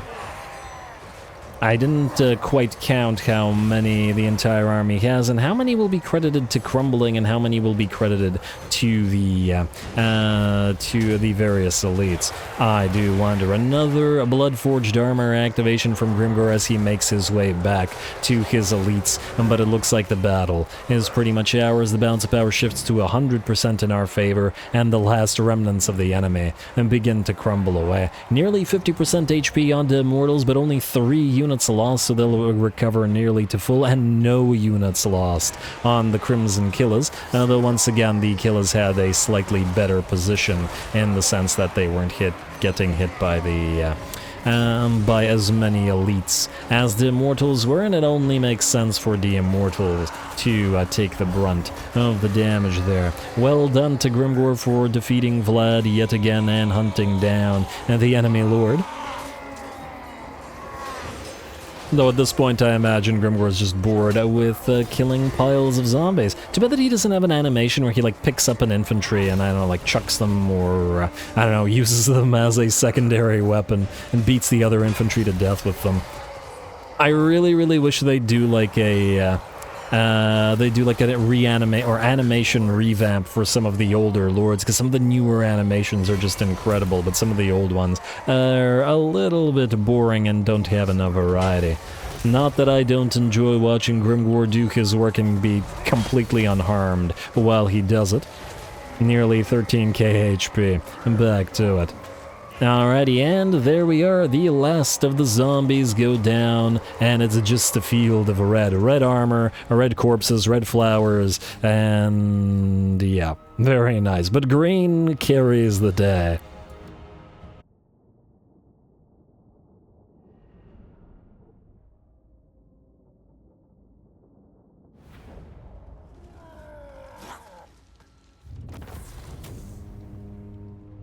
And there we go. That's how you keep it interesting when the enemy has no chance against your full army. Nearly 2,000 kills, 210,000 damage on Grimgor's Immortals, and 1,800 and 168,000 on the Crimson Killers. I'm a little bit surprised that the Immortals outdamaged the Crimson Killers. Well, I guess the Banner of Swiftness probably really did play a big role over the course of the battle. Plus, I suppose that the dual weapons are probably going to be more effective at mincing massive piles of chaff quicker due to the faster attack, so the Crimson Killers being a damage-dealing oriented unit nonetheless. Anyway, a glorious fight, 40k damage on Grimgor, who defeated Vlad von Karstein a second time, this time from full HP, as well as his little necromancer pet, and we effectively took no damage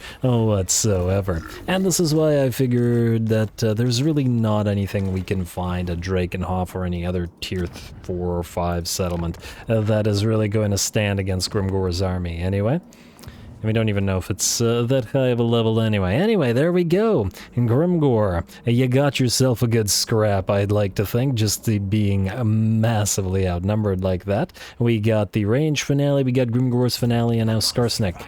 You have two things to do. Destroy Belagar if you can catch him, and take Black Crag. And that's a lot of elite units. We're gonna have to take out giants and Arachnaroks and a stack, probably a stack and a half, with Skarsnik's army. I don't know if we can, but we'll certainly give it a shot. Alright, Skarsnik, you stay here. We're gonna end the turn once again. I hope that I didn't forget anything, but if I did, it's too late. And we can call to WAAAGH. Or is there any need to? I mean, we could call to WAAAGH on Black Crag as the final WAAAGH. What strength rank are you? Red Fang, strength rank 50. It's almost a waste to call a WAAAGH on such a weak faction, but we get bonuses to our units if we do, don't we? I mean, since it's our final target, I guess we will. Currently, we have the Big Bonies trophy, but we'll...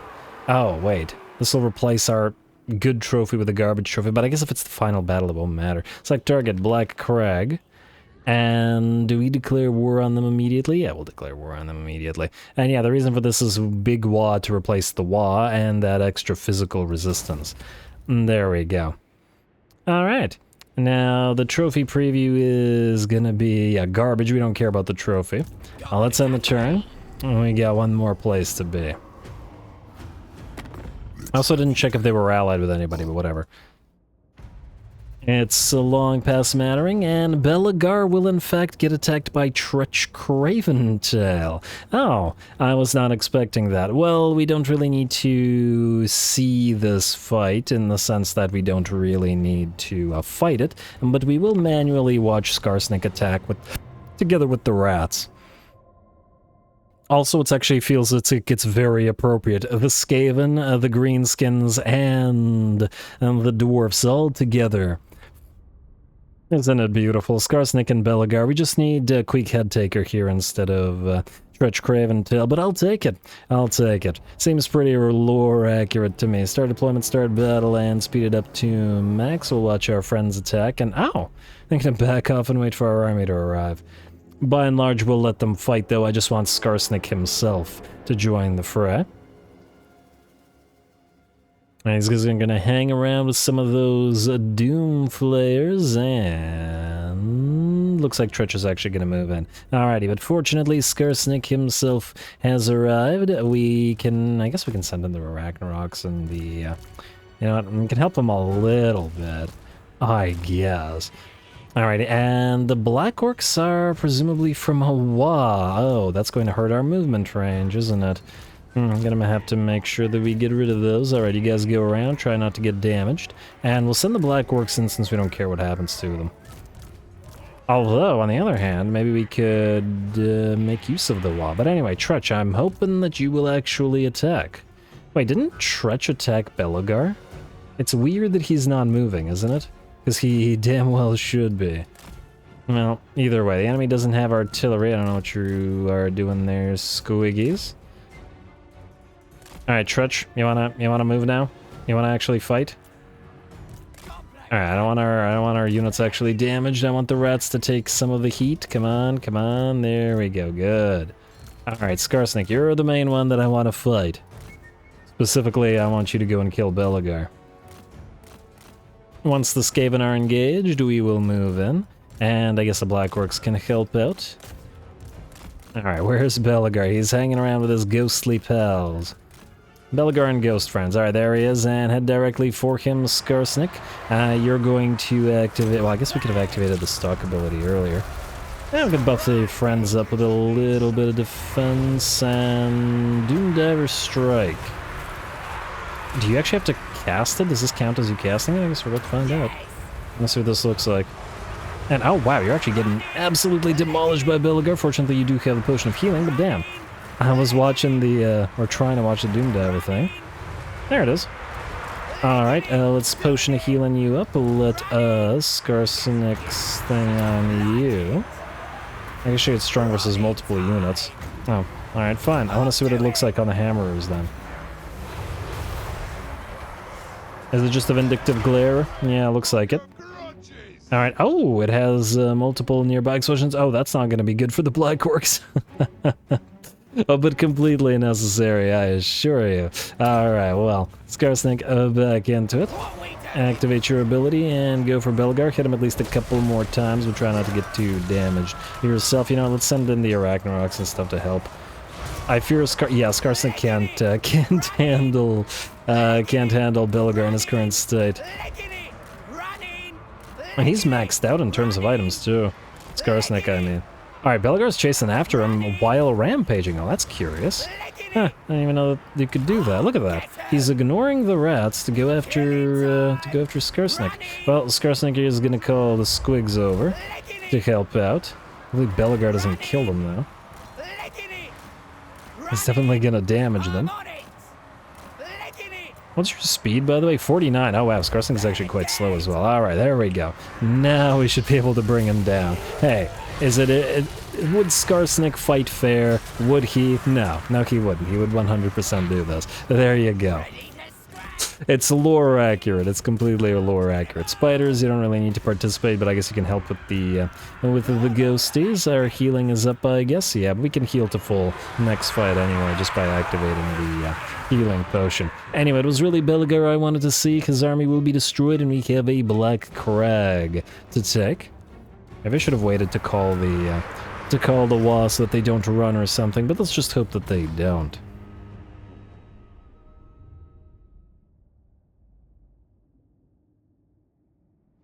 And we'll need to destroy the faction, the Red Fangs faction, outright in order to complete our quest as well. As in the final objective of the campaign, the long victory.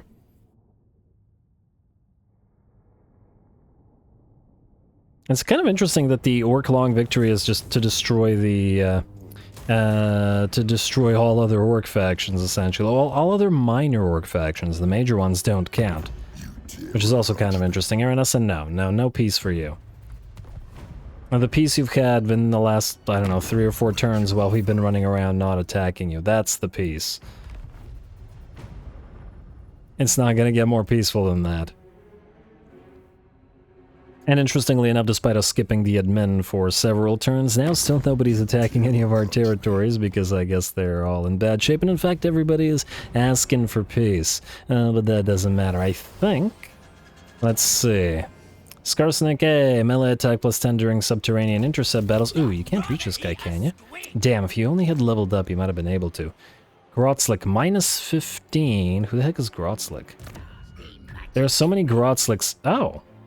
Leadership minus, well, we're allied with all the Skaven, so that doesn't really matter. Alrighty, well, a bunch of folks are ready for duty once more. I take it you are not going to confed with us? Yeah, well, that's fine. That's fine. Skarsnik. What's the likelihood you'll get intercepted? Oh, I think while in March stance you can't get intercepted, but I'm not 100% sure on it. Actually... Probably a bad idea to travel in that way, simply because Skarsnik doesn't want to be intercepted, as his army isn't going to be particularly good without room to maneuver. Too iffy. And, ooh. Okay, you actually care less about being intercepted, just, wait. Right, you have 1 point, we could get you area up. Do we need the melee defense here? The trolls are pretty melee defendy, but the Snuttling pump wagons are kind of fragile. Alright, fine. Oh, actually, maybe not. Wait. Skarsnik, you can keep your WAAAGH. You delete your WAAAGH. And see how far you can go. You can go right beside Skarsnik this way. There we go, much better. What's the likelihood Skarsnik by dropping his... You know what, just drop the WAAAGH. Just drop the WAAAGH. You can do it without. Yeah, still can't reach him. Going to ambush right here. Go right beside this guy. I don't think they're gonna go for him, but who knows? Why not give it a try? Alright, skip the rest of that. We're heading to Black Crag. And the finale. Smothink and Stila, you're still moving. And I kind of left... Oh, whoops, I left Grimgor to suffer a little bit of attrition here. More damage than he would have taken... wow, look at that. The only herdstone of Taurox getting destroyed. Narla and Azhag, still a little bit of moves on you. Alright, Scraggy, you want us to join war against somebody, but all of that is irrelevant. I wonder if some factions are going to recover during the time that we're not doing anything. Probably not recover enough for us to be concerned in any matter.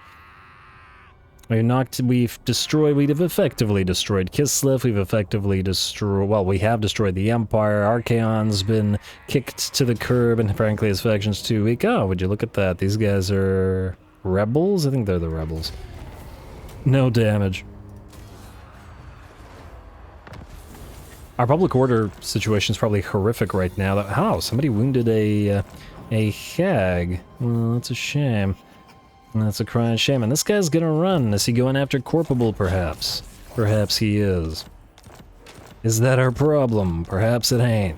Alrighty, and can we reach Black Crag now for our final battle? Looks like no, not to this turn. We'll have to wait one more. Alright, Skarsnik. Go right here in ambush. Oh, 3 giants there. And then... I mean, we could put them both into ambush. I really wish that this guy would be here, because then they'd be likely to sally out and fight us all, but it seems unlikely now. Alrighty, Grimgor, I just want to make sure that you don't suffer attrition for another turn, because that would be dumb. And Vlad, would you look at that? You're back. We're not going to bother fighting him yet again, because I think we've pretty definitively shown that he'll get destroyed. Although, just for fun, I'm going to do this. This guy's in march stance right here, after all. And is that going to badly hurt our giants? Yes, it is. Of course it's going to badly hurt our giants. Oh, auto-resolve. We would have taken literally 0 damage. Alright, I'm not going to bother with Vlad. Unless he has a crazy army now. I was thinking, hey, what if he raised a bunch of elites? Blood Knights and whatnot. Alright, Grommy. Nah. No elites there. You know what, just go over here. I'm just gonna move him away so that there is no more need. Then we're gonna end the turn, we're gonna hit Black Crag, and that will be the end of the campaign. Hopefully it'll turn into a cinematic. I'm going to allow them to try to sally out. I don't know if we can make it happen, but we'll give it a try. Alright. Wait, is Gorfang the... Huh. Okay, actually, we'll see where Gorfang goes, because I think Gorfang is the leader of the faction. If we can manage to kill him outside here, we'll force confederate him. Peace treaty? Archeon? No. No, Archeon, no. Alrighty, moment of truth. Where are you gonna go? Please don't go northward. Ah, yes, he went where I wanted him to go. Yes, big fight finale outside of the settlement. Oh, this is glorious. Everything's working out for this finale. I'm very happy right now. I've gotten every single fight I wanted to get out of this. Alrighty, so you, sir, Ornery Backslider, you are going to come in as a reinforcement to Skarsnik. Skarsnik leads the way, even though technically you should probably lead the way because you have the artillery, but, well, you tell that to Skarsnik. I think we all know you're going to get fed to stuff, and yeah, this is why Skarsnik lost against Belagar in a single combat, because he has no points invested in his stuff there, in his personal tree. That's okay. Not a huge deal. We will probably want to level your heroes to some degree. Itchy Nuisance is gonna get spammed. Gork will fix it, actually. Get that. You. Bloody Blade and Gutter Fighter, I guess. Oh, the low-level heroes. We could also assign them all items, but frankly, I don't care enough. And, oh, your trolls aren't gonna really be buffed, but you've got some relatively strong minions here. Level 30, level 28. I guess these were Skarsnik's faction's old units. Measured Rage, free... Oh, no. Armed to the teeth. Of course, armed to the teeth. You know what, actually, if this is the final fight, and it might be difficult, we'll give them some items. We have a bunch of spares over the last few turns that we haven't been bothering to do anything with them. So, Skarsnik, we'll start with you real quick. Night Goblin Shaman, details. What do we have for you? You know what? The other Trickster Shard would actually be really good on you, River Troll Head, because you're right in the middle of everything. We should probably get to you, not a Trickster Shard, but a... Brass Cleaver is a solid choice. But a... Where's the other regen thing? Seed of Rebirth. Alright there. Arcane item, we can get you the Forbidden Rod, because you have regen, in fact double regen. And then your armor can be...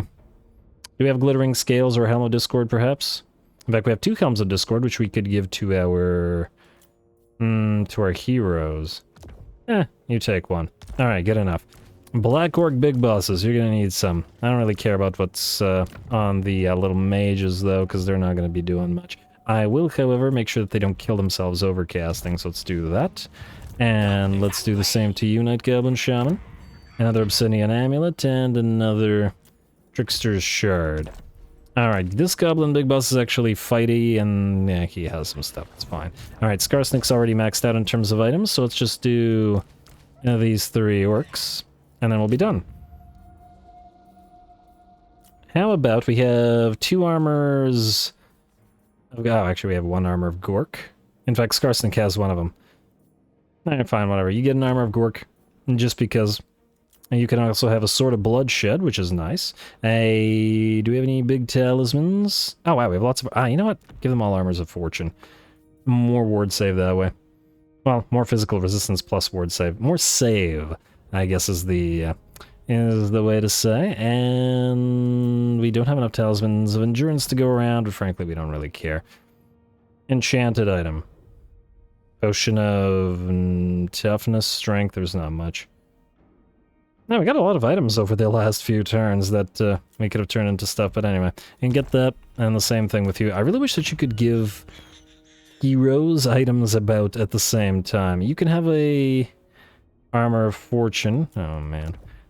And I think there was a free Giant Blade as well. Let's take you that. And then Talisman. There should be a free Talisman down here of some kind. Not Garbage Dragon Gem. Give it Talisman of Protection. And I don't care enough to look for the enchanted item. And then lastly, you, level 17. Let's give you the other Helm of Discord. And the other Brass Cleaver. You can be more debuff-centric. Oh, we had a free healing potion. 2 free healing potions. We could put that on the other 2.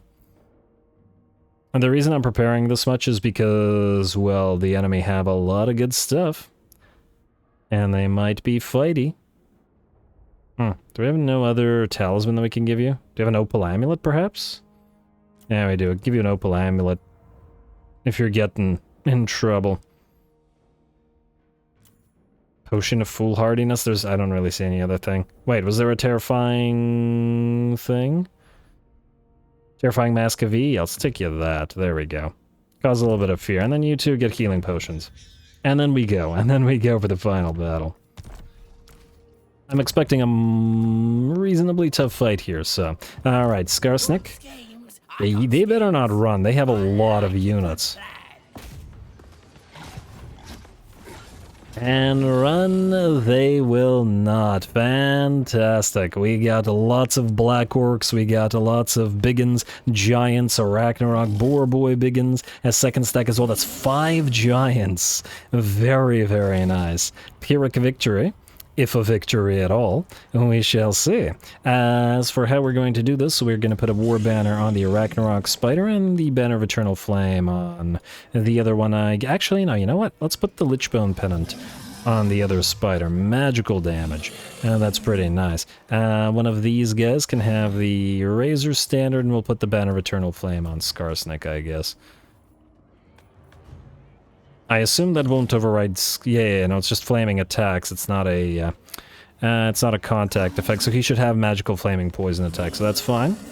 Final battle, folks. Let's make it a good one. Good one, I should say.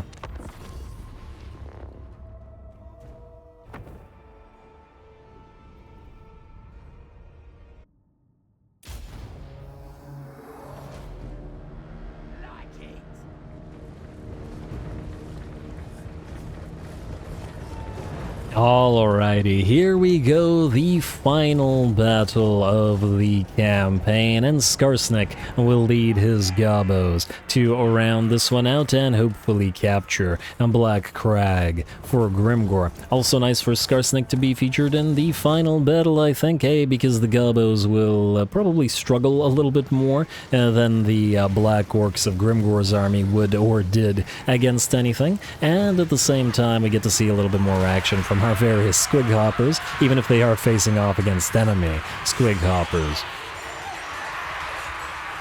And there's some of those colossal squigs, though obviously we've seen more of them than the then we have the hoppers over the course of the campaign. Also, I think if you're looking to read Warhammer Fantasy and read about orcs in particular, Skarsnik's book is probably the best of them, so yeah. Anyway, in we go. The enemy's reinforcing armies, the two enemy reinforcing armies are where the heavy hitters are, the 5 giants, the Arachnarok, the Black Orcs, etc.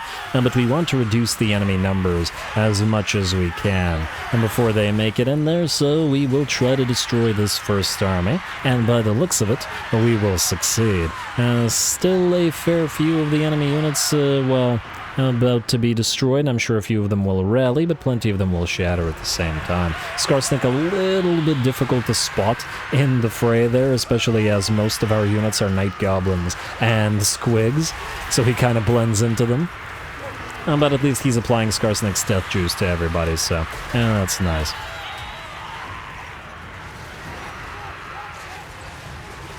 Alright, and it's 20 speed, yeah.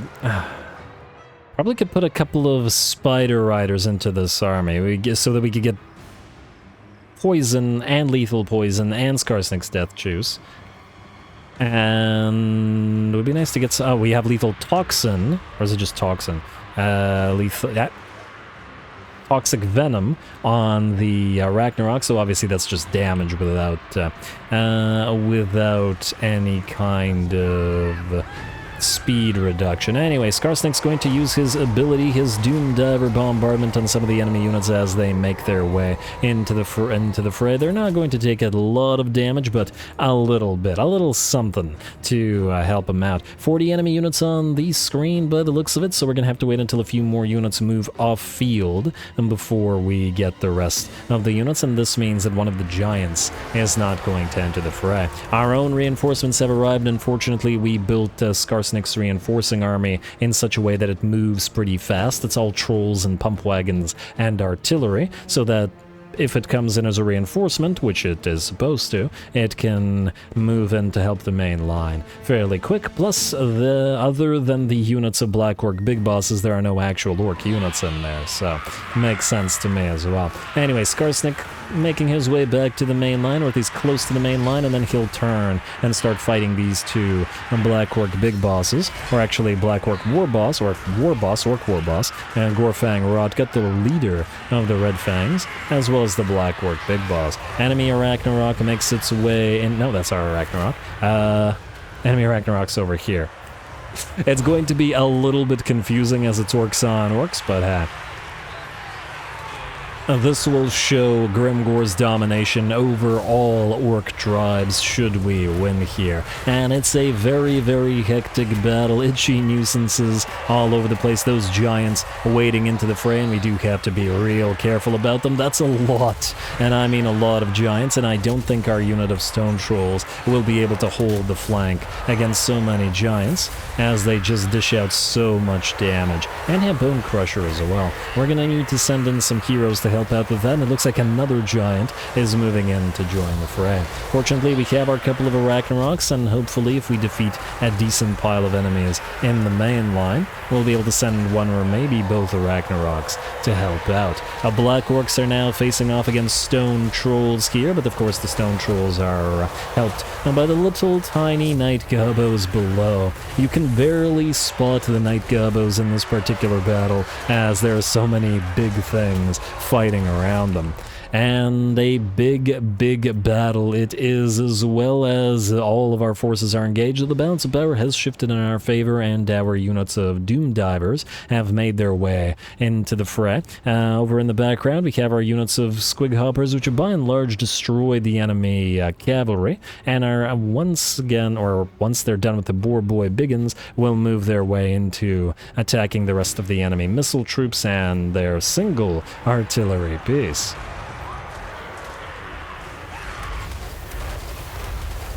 Alrighty. And just taking in the hectic sights of this, enemy Arachnarok is also still in the middle of the fray. Maybe I should have sent one of our Arachnaroks in to try to deal with it, but hopefully the trolls and the heroes will hold it off for a little bit. We also still have those giants to deal with, but now our Doom Divers are going to start sniping them. They do, of course, have that massive amount of resistance on them, but despite that, hopefully we have sufficient Doom Divers to dish out the damage. And they shouldn't be quite as resistant as the Bilious Thunderguff was to the same sort of attack, so we need something. Alright, looks like the Doom Divers have cleared one of the giants, the Black Orcs, and the pile of heroes that we have here. Black Orc big bosses and Goblin big bosses are working together to try to bring those giants down, and by the looks of it, with the trolls at least, are sort of doing decently well. The enemy Arachnarok has finally suffered enough damage to rout, as Skarsnik has joined the fray against it, together with his own, or one of his own, pet Arachnaroks, and the enemy orcs look like they're beginning to leave the main line. Not quite shattered yet, still a few fighting, but we'll make sure that they shatter as the Night Goblin Squig Hoppers make their way into the fray as well. Gonna have to chase down those units that are routing and not shattered yet. And, but it looks like the battle is nearly ours, but 90% balance of power in our favor. An Orc Shaman, some trolls are still hiding, and obviously any one of those units could come back, so the Hoppers really need to make sure that they don't, and maybe hit those artillery pieces. Also, this is one of those situations where there's just so many units to control that it's obviously a little bit difficult, but hey, it's appropriate for a final battle, I would say. Anyway, it looks like with that, the last of the enemy troops, the last holdouts, the enemy Arachnarok, Spider, and Black Orc Big Boss and Trolls, similar to our own line anchors, will shatter, and the battle, the last battle, will be ours. In theory, with Gorfang defeated, we should be able to just confederate the Red Fang tribe without having to actually assault the place, and now that their troops and their garrison have by and large been destroyed, there wouldn't be any need to assault it the old-fashioned way anyway. And Skarsnik will also here show his superiority over the orcs with his basically all Gobbo and, you know, minions of Gobbo's army.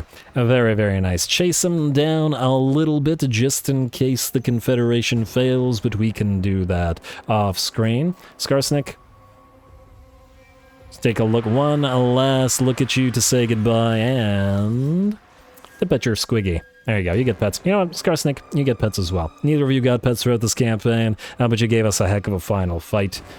See you later. Or see you next time.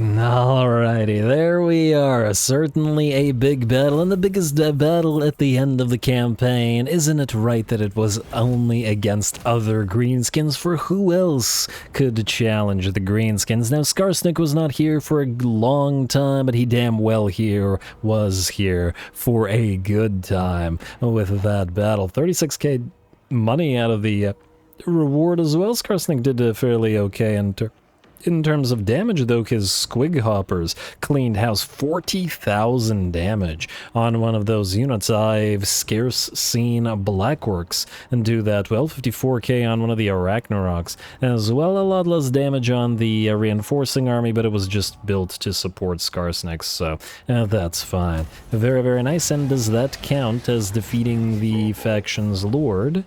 Will they get confederated, or do we have to? Yes, indeed. They will form confederation with the Red Fangs. And...